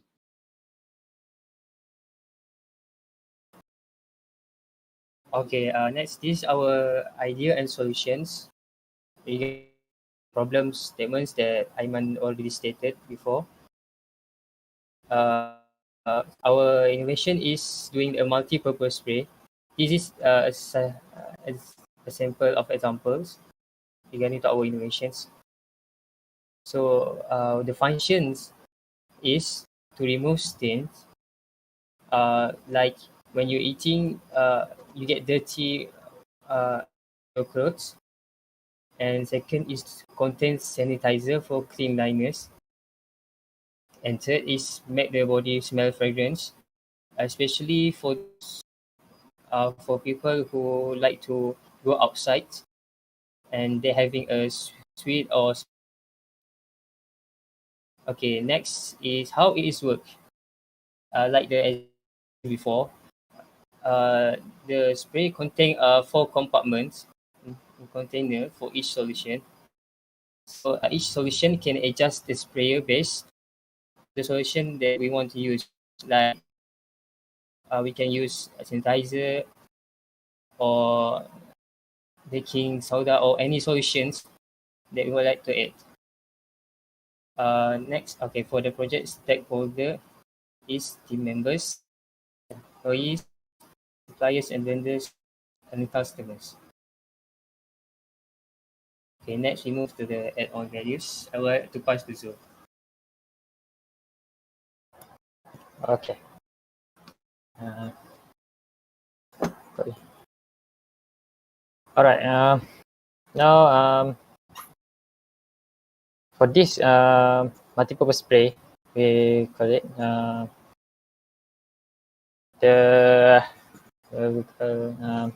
strength of the spray. Which is the spray have 4 containers that we can place 4 different liquids. So each liquid when we want to use it. And so with this multi-purpose spray, we can put it in our bag and we can bring it everywhere with 4 function where stated in early. And then so this container only contain 400 ml. So it is 50 ml for each liquid. And then that might make not quickly. And this spray can be consumed by everyone. So every group of society might get benefit from this product. Also, the selling price, you can see from each regular sanitizer that the price is almost 5 ringgit for each 50 ml, and perfume for the regular one, the cheap one, it is about 12 ringgit for each 130 ml, and we can call it detergent to clean our shirt. It is about 5 ringgit for each 500 ml. So with this multi-purpose spray, we can have 100 ml for each liquid for only 50. So that this will save more money to buy each liquid differently. Okay, next I'm gonna pass to Fitri. Okay, now I will continue with public values and. Can you hear me? No. Dengar apa? Okay. So, firstly, this spray can minimize the number of necessities to anywhere. So the items that I think is quite important the house, so we can guarantee to always be with us. Uh, because of the necessities is because of all of the necessities are placed in one product, which is our multi-purpose spray. So as we all know, the perfume is important to keep our body smell fragrant. Second, the hand sanitizer can be the protection for us from COVID-19 virus. So we can always apply the hand sanitizer wherever we go, especially at the crowded place. Lastly, the solution of baking soda plus water can help us to remove dirty or stains in an immediate way. So with secondly, yes, of course, it is easy to bring anywhere because we only had to bring or think about one item rather than to remember all of the necessity one by one. The third one is to improve the cleanliness and to improve the cleanliness in the community. This will give a good image from anybody around us. So we will smell good. There will be no stains or dirty after we had done eating if we are clumsy. If everyone in our community have this product, our environment cleanliness can be assured. The third one is reusable and refillable.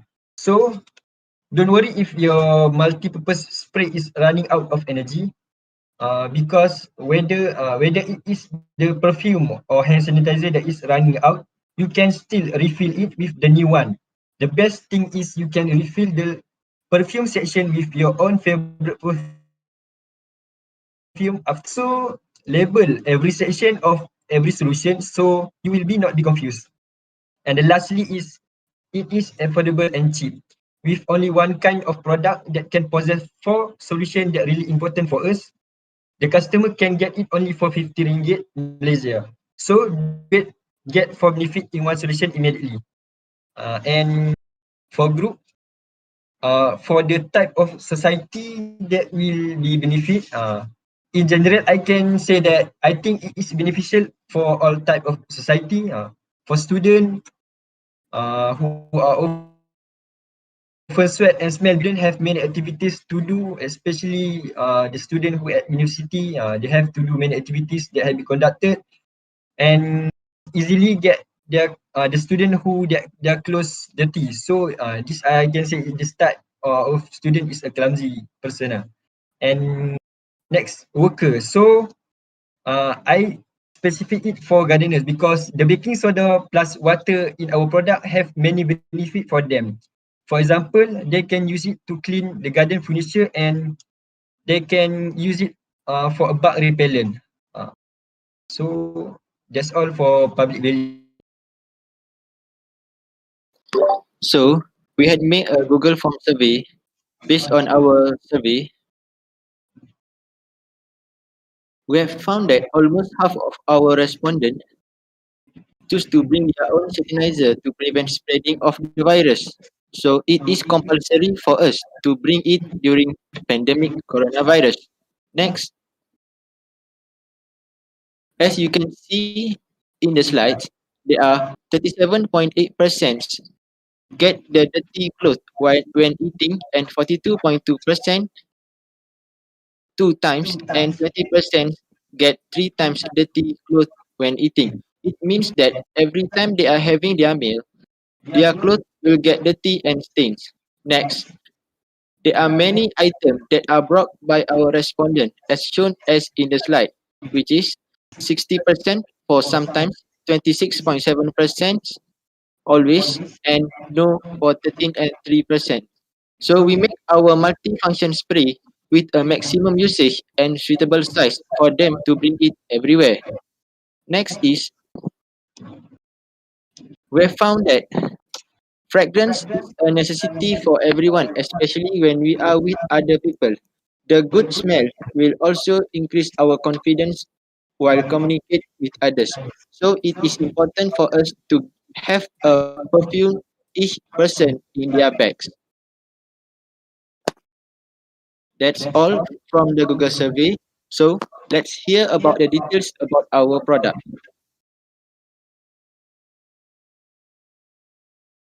So if you can see the draft that we make, so this is the top view of our product. As we all mentioned just now, there are 4 sections in our product. The first one is water, second perfume, third hand sanitizer, and fourth baking soda. So how to use our product? So if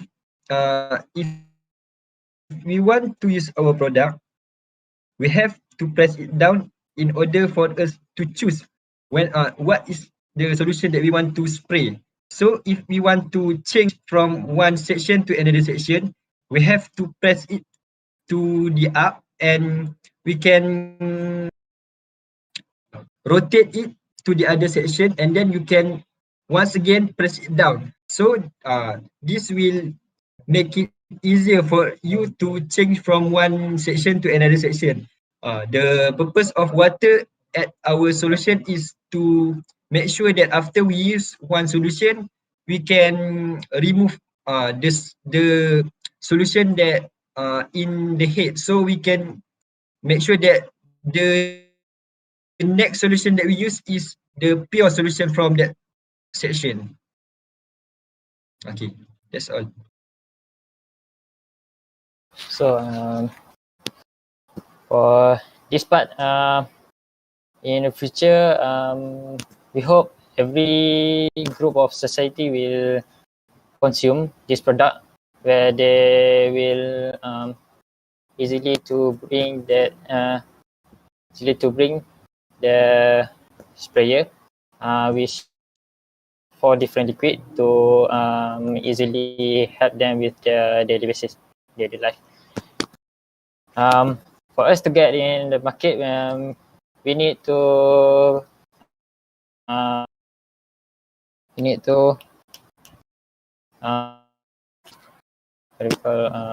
frequently make some adjustment, and also we can easily to be to create with 3D with 3D or maybe with a plastic product. So this will cost will make the cost more or less. Make the cost is less than usual. Right. Okay, that's all from us. From Rodriguez, thank you.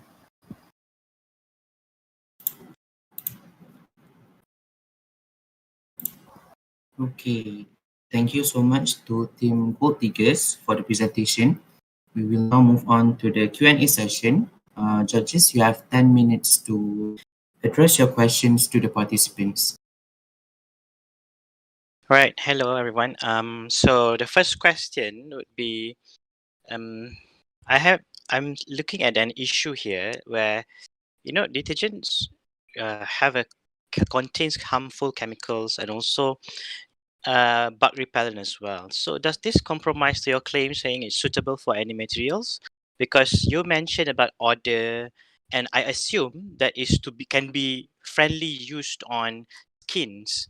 So I need you guys to clarify on that. So that one is number one. And then number two, isn't this concept is similar to for buyer? For example, buyer can just buy any fragrant detergents, or if they want, for example, bug repellents, they can just buy empty bottle, fill it in, and then they can use it. So I mean, there's a little of common sense and also needs in terms of these products. So I need you guys to clarify on that as well.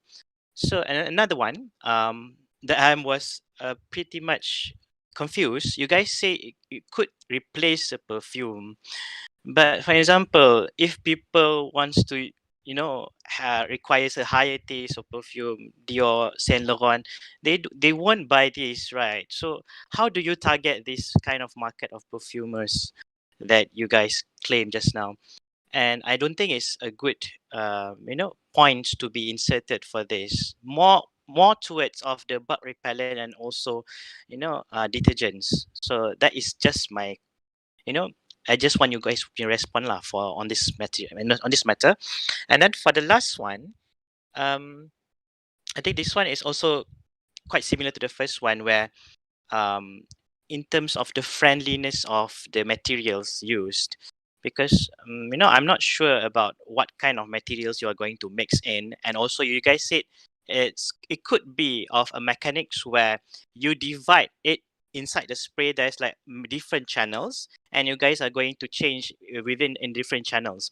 So isn't this like not a friendly, user friendly approach? Because it's very tedious for the customers to use the cap, to change the cap for different channels within the spray. So it is quite complex, and at the same time it's not user friendly. So I need you guys response on that. All right, so those are the 3 questions from me. Thank you.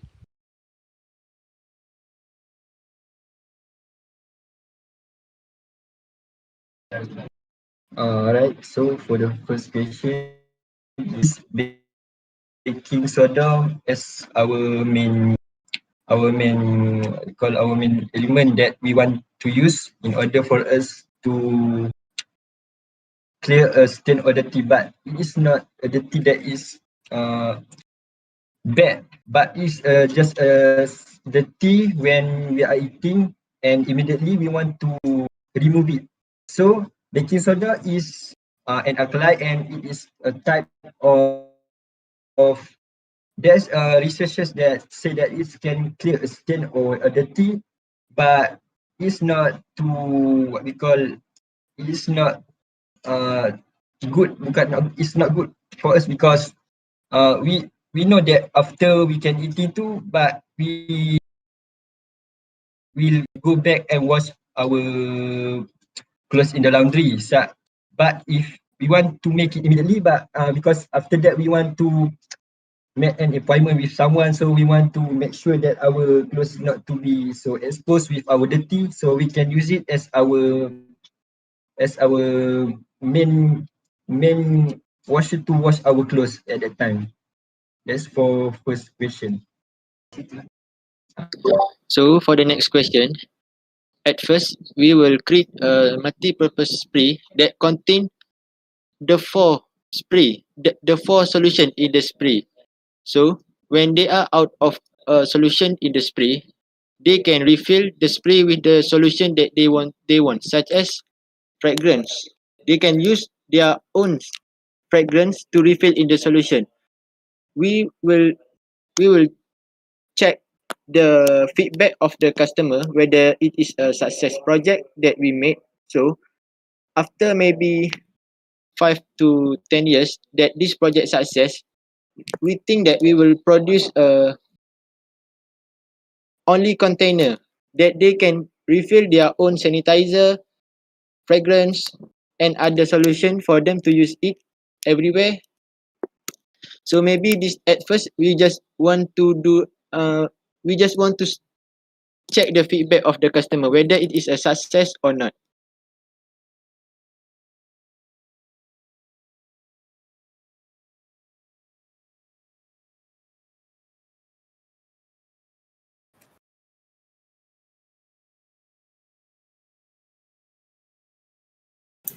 Sorry, judges, but could you please repeat the third question?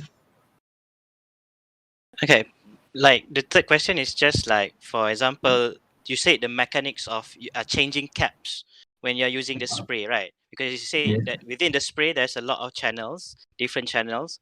It's like similar to pen biru, pen merah, pen hitam, that you have that you can just push it and then you can use different colors, right? So I understand that. However, in terms of this one, it's a bit tedious, isn't it? Because you need to change different cap because of the materials that was contained in within the spray bottles. So isn't it that it's not a user friendly approach, in my opinion? So I think you could. Is there any other ideas that you could come with aside from this? Because I don't see that this is making sense in terms of using the spray within different channels. Yeah.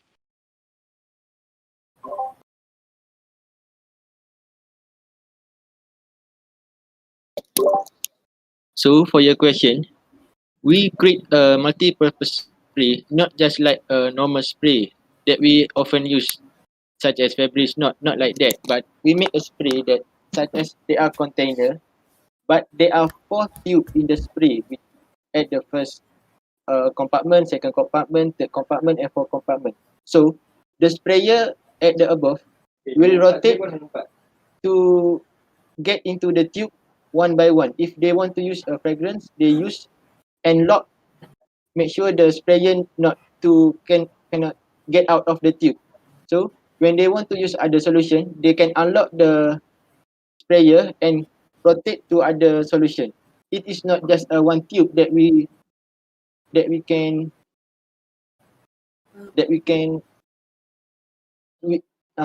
change, we can mix with other solution.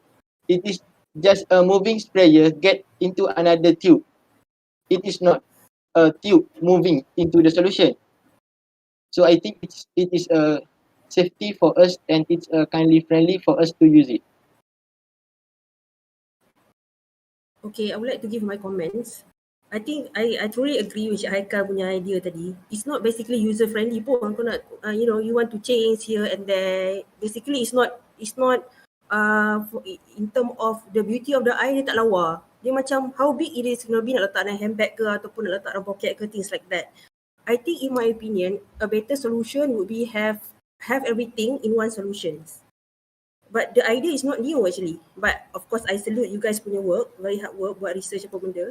Tapi this idea is not new. I actually have produced this product couple of years ago. It's basically, but the target market is for tudung. Macam perempuan pakai tudung, ada kena minyak lah apa benda, spray kat tudung and then tak payah pakai air, just gosok-gosok sikit then hilang. It's gone. But then of course your idea would to include the sanitizer. So what is the component of sanitizer? Kena at least 70% alcohol. Betul? 70% alcohol kan? So it's either the detergent tu kena being diluted ataupun macam need to have a new formulation. So the better idea would have to have a good formulation of the detergent. So I think it's more appropriate to have a detergent punya, it's basically detergent by very specific target market. For example, perempuan ke yang perempuan universiti ke, student yang suka nak melawa-lawa kan, tudung tu kena apa benda, kari ke whatever kan. So they just spray kat tudung tu and then just wipe pakai tissue and then it's gone. Actually the product is work, but the formulation is not as simple as just putting the baking powder. Letak baking powder is not gonna,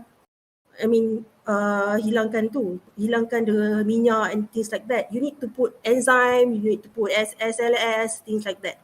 So actually it's more complicated than just the putting baking soda and water. So maybe if you guys want to venture into this, actually it's not new. If you check Shopee pun ada dulu few years ago, dia buat clean sprays. So dia benda ni, dia just letak, it's actually multi-purpose detergent, letak dalam botol-botol kecil and then dia market untuk specific market untuk ladies yang untuk spray tudung. So dia punya game dia is the marketing game. So it's not the formulation game. Okay? That is my comment lah. Thank you anyway for your hard work.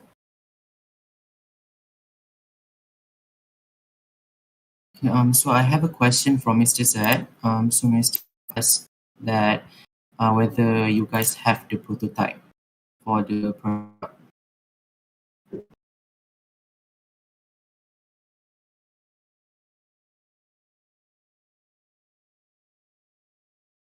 Ada dalam slide presentation. We have not create a prototype, but we just create just like a draft of the container inside and outside of the container. Okay, thank you. So are there any other questions, judges? Yes, I have. Can you hear me? Yes. Actually, I just want to know what is your planning strategy to make sure that people will use your product. What is your planning strategy? Sebab the product actually macam dah compete kan, competition terlalu tinggi. So macam mana? What is your planning strategy?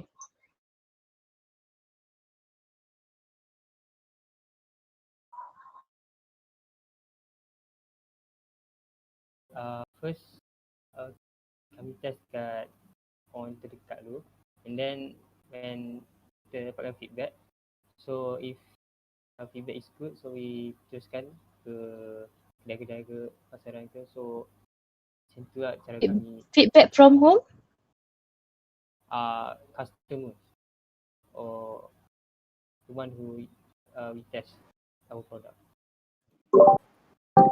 We will we will sell this product at the, just like in our slide, the target of our product is just like a student, a society. So we will market our product in the, just such as in the school, so that just like us in the college, we also having a problem that we get stain at the clothes.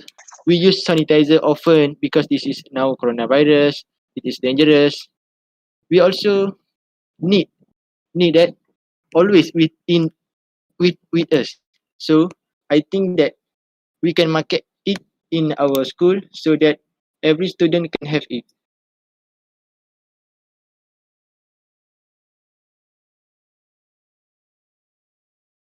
Okay. Is there any question? Okay. Okay. So once again, thank you to Gold Diggers. You may now leave the judging room. Thank you. Yeah, thank you. Thank you. Thank you. Thank you all work. Okay, so the next team would be Yama Inc. They are supposed to come in the judging room at 4:35 p.m. So judges, do you need some time before they proceed? No? Okay. So,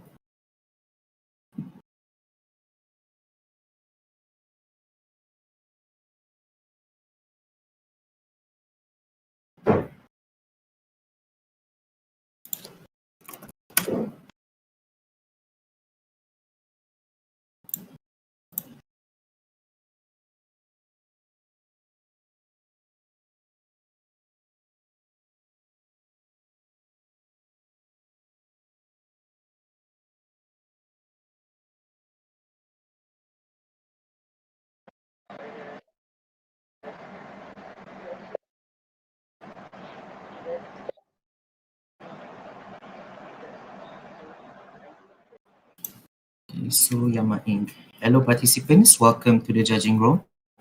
Bear in mind that you will have only 15 minutes to present and only 10 minutes will be provided for the Q&A session. I will give you reminders when there are 3 minutes remaining with a ring and when the time is up with 2 rings. Okay. Judges, are you ready? Okay. Participants, are you ready?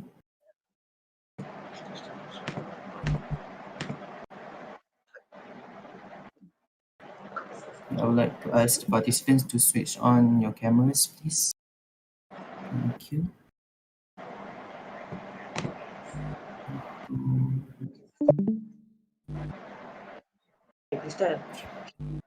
Okay. So are you guys ready to start now? Yes. Okay, so hold on a minute. Okay. Now.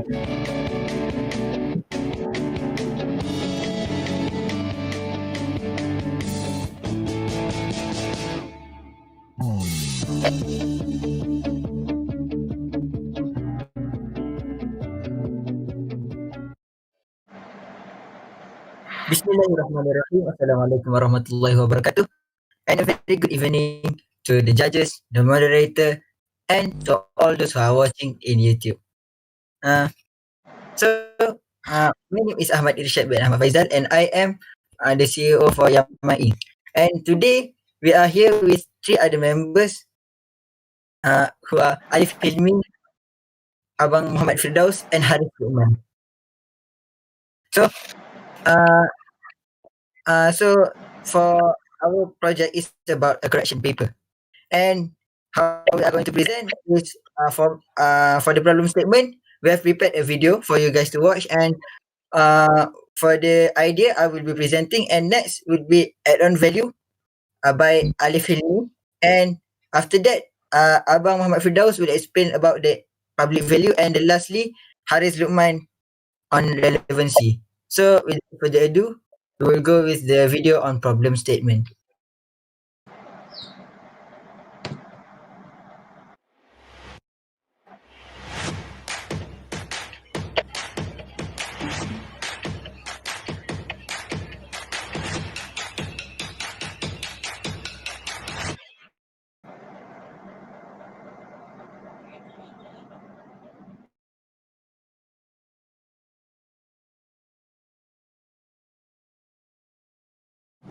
Soalan last. Soalan last. 80. Dah, ni soalan 4 bukan soalan 2. Aduh. Aduh. Alah, kat mana letaknya? Ni dah buat jadi.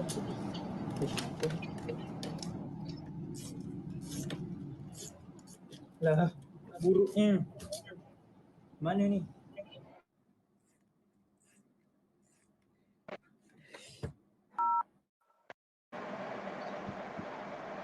Okay. Hope you guys enjoy the video we have showed you guys. So basically the video shows a problem that faced by most of the students in Malaysia. So what is it about? It is about a student did a mistake and he is required to use a correction paper. But when he used the correction tape, use correction tape. When he used the correction tape, it affects the quality of the work. As you can see from the video just now. So same goes to the liquid paper. So to overcome this problem, we have thought of something that is more simple yet effective, that will not affect the quality of the work. And to do that, we go back to basic. So by that I mean, because we are writing on paper, why not we use paper to cover up our mistake so that it will be blend in with our paper.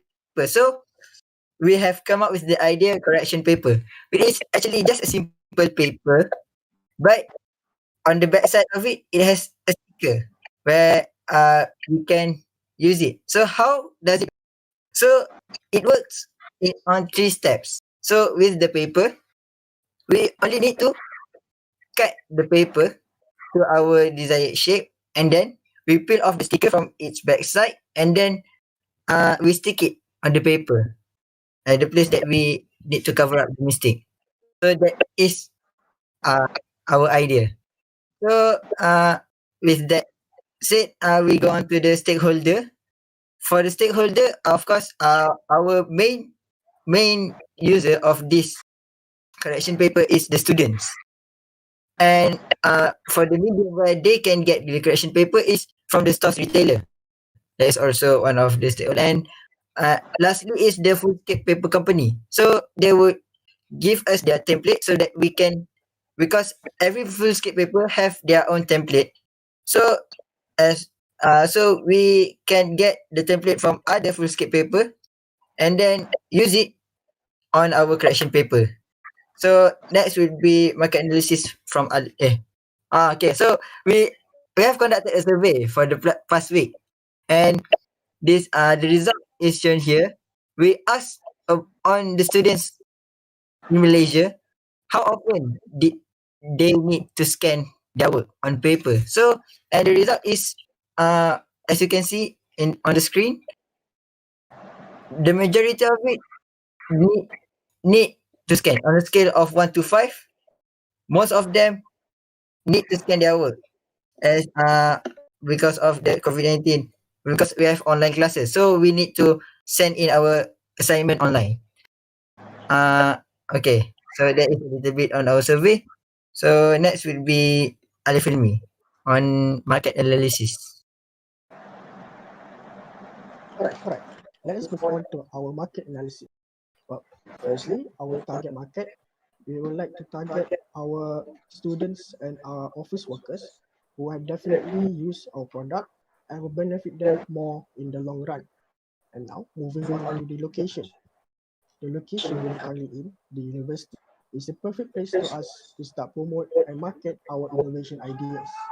Next, we will go on to our competition. We cannot deny the fact that there are other competitions, there are other well-known and international brands that dominate the stationery right now, which are Faber-Castell and Stabilo. So we cannot deny the competition between them. And lastly, the selling price. We're planning on selling our product, our collection paper, at 30 cents each, considering all other collection paper and the papers that we use. And now, let us move on to the benefits. The benefits that we are currently use when we are using our collection paper. Well, firstly, it is very convenient because we can adjust it to the size that we want, either a piece of paper or just a small cube that we would like to stick in on top of the mistake that we made. And second, it is safe because the stickers made will not harm our skin. And third, it is easier for us because it is already the size that we want and it is already the size of the paper, so we can easily cut off the size that we want.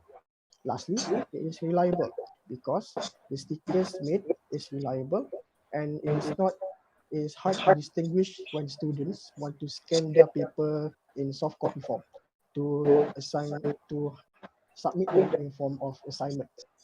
And now, let us move on to our public analysis, which will be presented by Abang Muhammad Firdaus. Okay, thank you, Ali Filmi. Before I present, can you hear me clearly? Okay, thank you.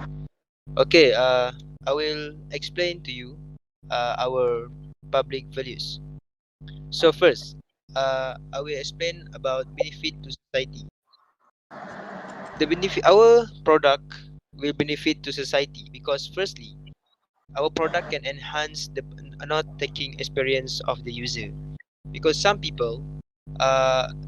some people cannot afford the paperless devices such as iPad and other devices. So our product can improve their note-taking experience so that they will not face many problems regarding when they're taking note.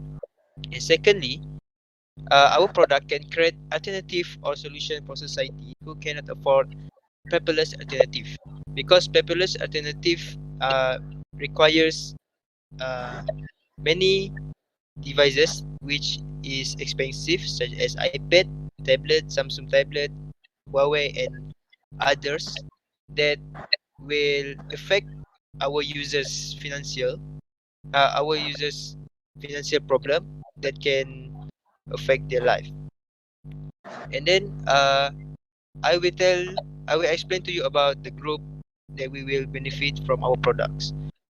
Firstly, we will target to the group of students, because we know students is a group which is taking note, doing homework, and then many things. So our products can provide to the student so that they can experience a good note taking experience, and they can do their homework very smooth. And then second group is journalists, because we know journalists is the group which they are interviewing people and asking many questions to the famous figures such as celebrities and ministers, for example. So our product can benefits the journalists so that they can write anything about what the people said smoothly, so they will have the very accurate information. Third group is the teachers, which we know teachers give many comments to the students.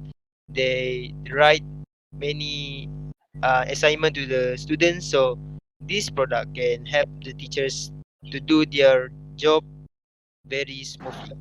And lastly, to the people who needs it, such as lawyers or anyone who have their job includes in writing. Thank you. Okay, we move to the next slide. For the relevancy, more government spend, as we know right now, for the development country, more government spending on education. They use more budget to spend on education because education is important for the future. And as we know, the population growth has been increasing dramatically. This means that the stationary wholesale market is often considered the dark horse of the business world.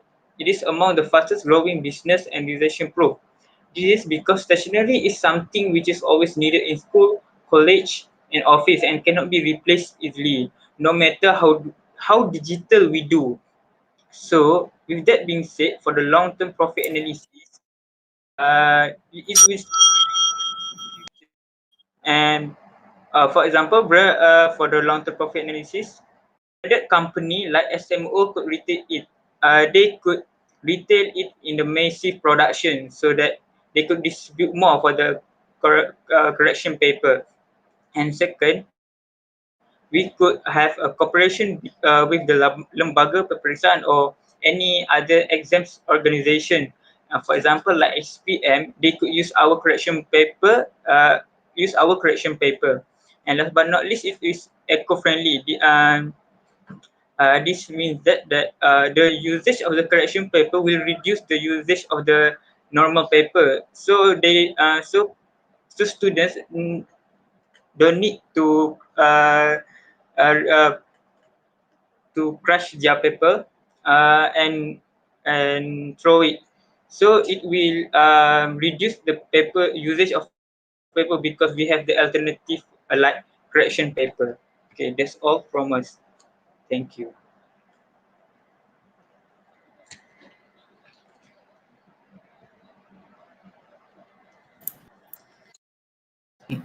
Thank you to Yama Eng for the presentation. We will now move on to the Q&A session. Judges, you have 10 minutes to address your questions to the participants.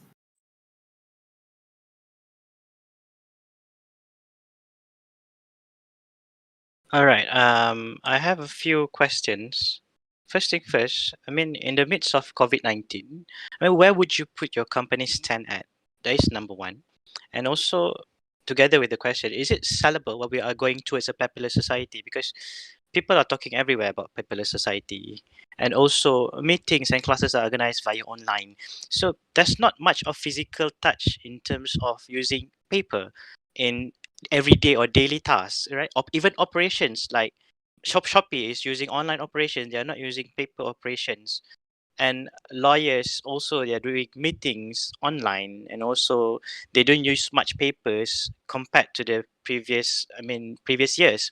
So in this situation, how would you trying to find a survival point for your company, and also how do you plan to sustain your position in the market if the target market is small? Because I see that you say lembaga peperiksaan, even lembaga peperiksaan is very seasonal. Within a year, like how many times do you get an exam, like a big exam that use a lot of papers? So within this very limited uh, small or small target markets, so how are you going to sustain in this pandemic COVID? Yep, I think that's very much of the questions. Yeah.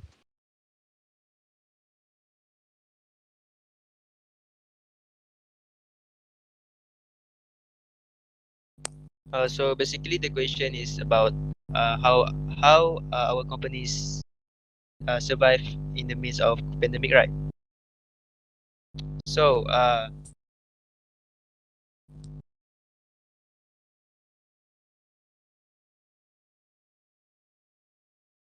sorry.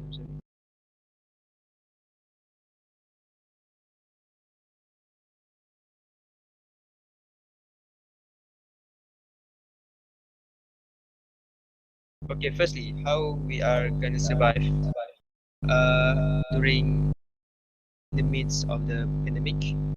Firstly, the judge said that lembaga pemeriksaan is very seasonal. So how we can make sure our product is can stand more longer? So we will have a collaboration with other papers company such as um, or other stationaries products such as Faber-Castell, for example, Stadler, and Pilot, for example. So with we know that these companies are very popular in the terms of stationery such as their pens, their papers, their creation tabs. So by collaborating with these companies, we can make sure our companies will stand longer because they have a big popularity among students and teachers uh, for their good products. Okay, in response to that answer, because you're trying to collaborate with big names, right? Don't you think your name is will be rather diminished when you collaborate with them? Because if you, for example, if you collaborate with them, of course there are something that you need to sacrifice in terms of maybe naming of the products. You don't have any power in terms of deciding how the market goes. So that's why I say, like, if even if you're collaborating, how you're going to maintain your brand, how you're going to sustain the business, because you have a monthly commitment. I think you don't. I mean, you don't explain much about database or what you're going to do, the mechanics, but just trying to find a sustaining point there. What is the how do you survive this pandemic? Yeah.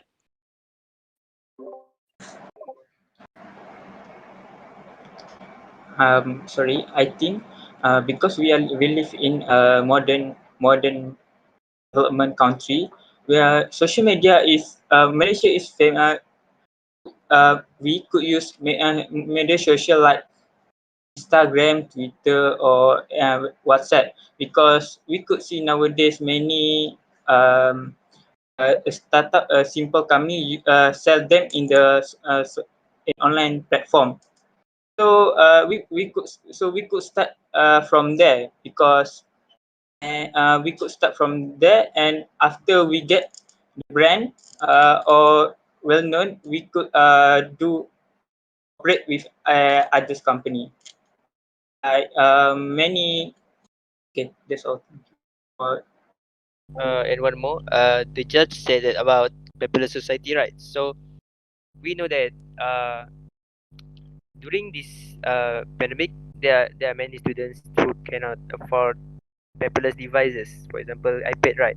So by using our product, we can use scanning document apps such as my my scanner or anything scanning document apps.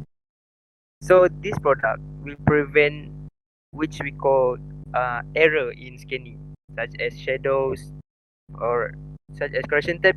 Sometimes they can make our works looks very, what you said, not tidy, not not uh not good to look at. So our product can prevent these errors to happen.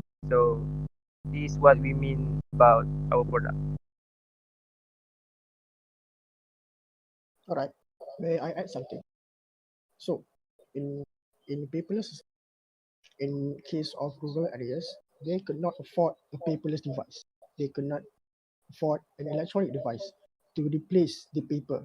So, in order for them to use their papers repeatedly, they can use our products. They can just stick it to the paper that they have used, so that they will have a new paper in the alternatives, so that they do not have any paperless device, so they can repeatedly use them repeatedly, so that they will save paper and they will save some time.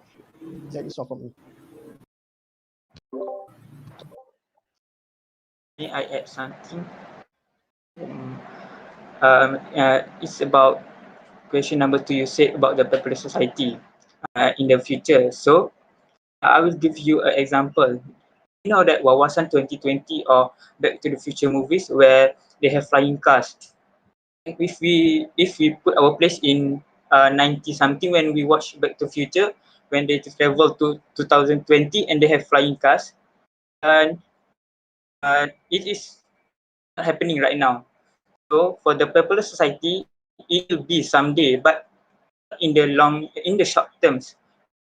If you ask me the same question again in 10 more years, then it will be true. So this product will maintain for many when it will be slowly degrade when the paperless society in the long term future. Okay, that's all.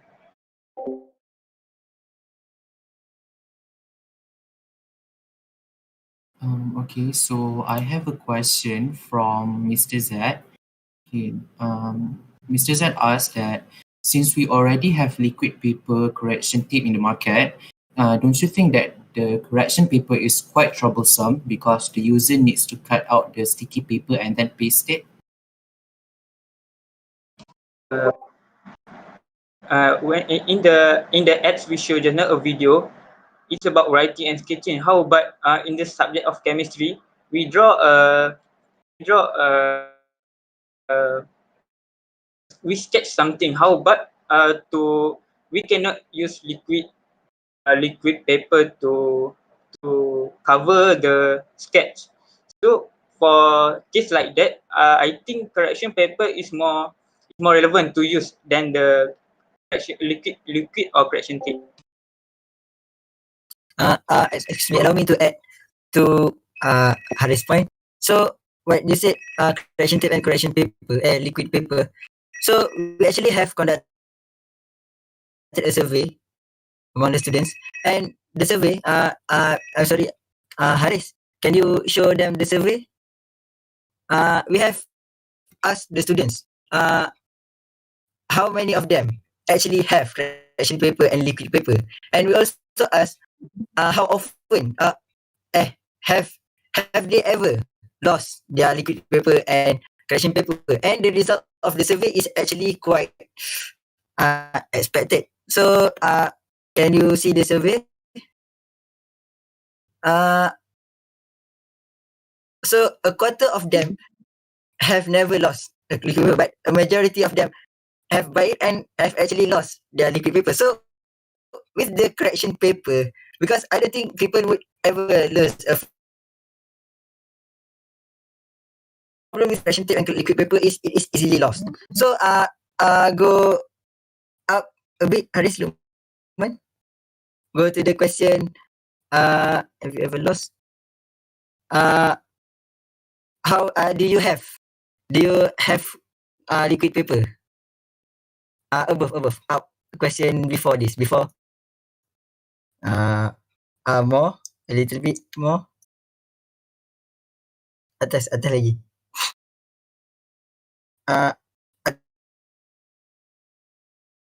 Okay, here. You have liquid paper correction tape. So, many of the same people who actually lost does not have liquid paper. Okay. Have not. Liquid paper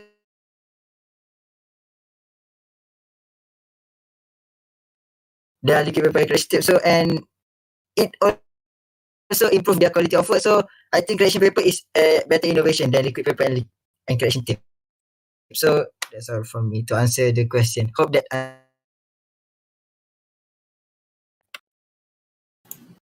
Okay, thank Ada masa lagi tak dia ni?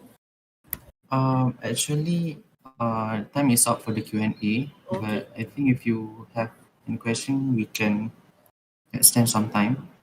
I don't have questions but I have suggestions lah. Okay, so I think first of all, good job everybody for the hard work, for the effort. Of course, this is a platform for you guys to learn, especially how to create a startup company, how to basically kita nak validate problem. First of all, I don't think there's a problem in here. Macam kita, the use of kita tampal the sticker paper on paper is not actually new. Something dah 10 tahun, 20 tahun dulu kita dah pernah buat waktu sekolah kan. Tapi of course, it's not really an issue. Macam it just, it's for example SPM. Kenapa nak take time, nak tampal-tampal, it's basically time consuming. Kita just scratch ni and then kita use a new paper. So I think in my opinion, first of all you guys need to validate what is actually the real problem here. Macam Cik Haikal cakap tadi, we're going towards II 4.0, paperless society. Now society 5.0 dah. Why you want to go back to the, zaman dulu nak still nak pakai all those yang kena cut off trees, kena chop pokok. So basically, the second question is in terms of sustainability. Kalau kita pakai correctional paper ni, compared to the normal paper, for scape paper tu kan, is it the same material? Still kena cut off pokok ataupun kita pakai recycle paper? So that is my thought lah on this project. I think first of all, it's a good exercise for you guys. But first thing first, in order to create a sustainable business, you need to have a real problem. So go and talk to people, get basically the real concrete survey, not just students. Student macam dia dalam dia punya own bubble. Talk to the public out there, tiba-tiba pakcik ke apa benda, talk to the people like that. Kan? So that is my suggestions. Thank you. Okay, thank you. Are there any more questions or comments from the judges? Okay. So once again, thank you to Team Yama Inc. For the presentation. You may now leave the judging room. Thank you, judges. Thank you, moderator. Thank you. All right. Thank you, everyone.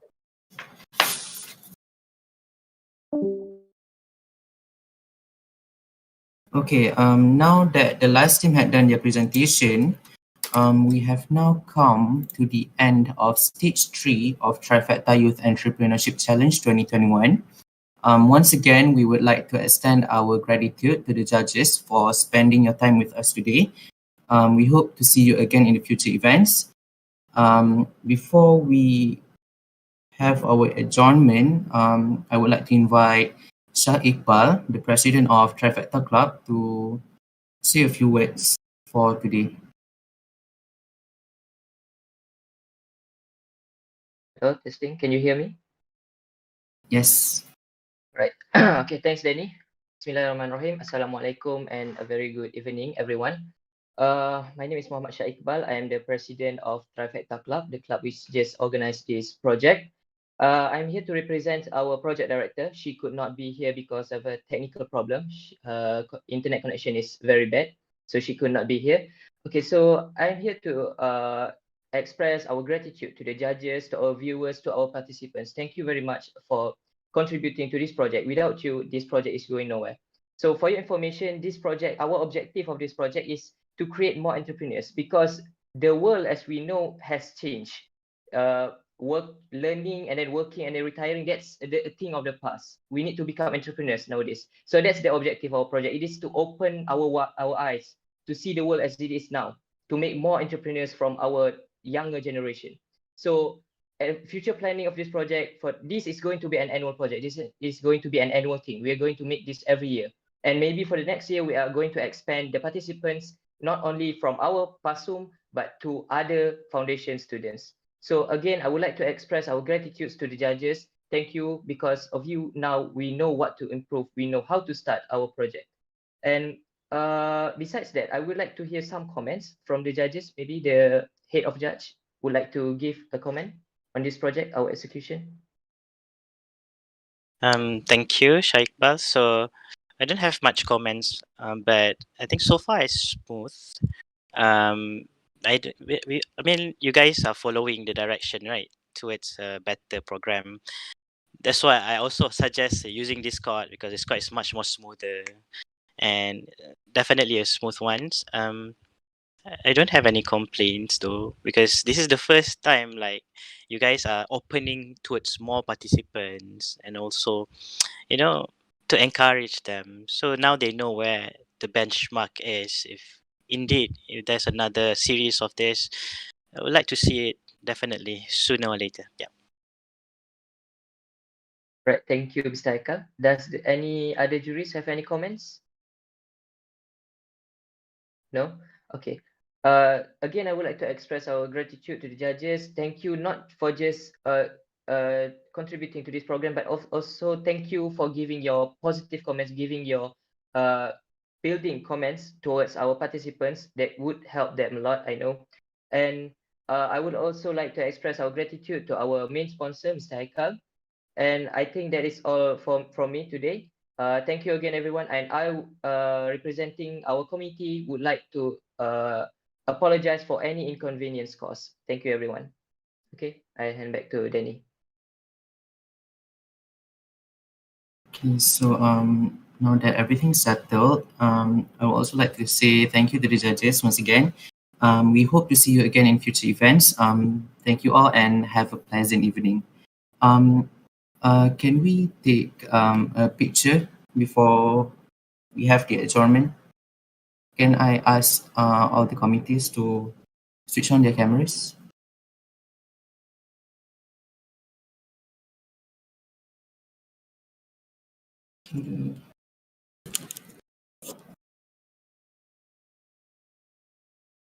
Okay, no one else?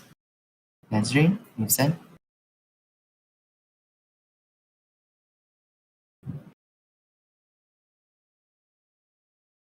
Bye-bye. Thank you. Bye. Assalamualaikum. Waalaikumsalam.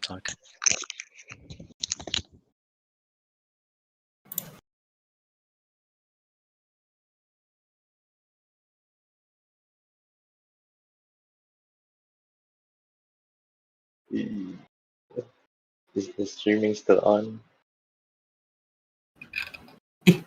Yes. Streaming lagi ke?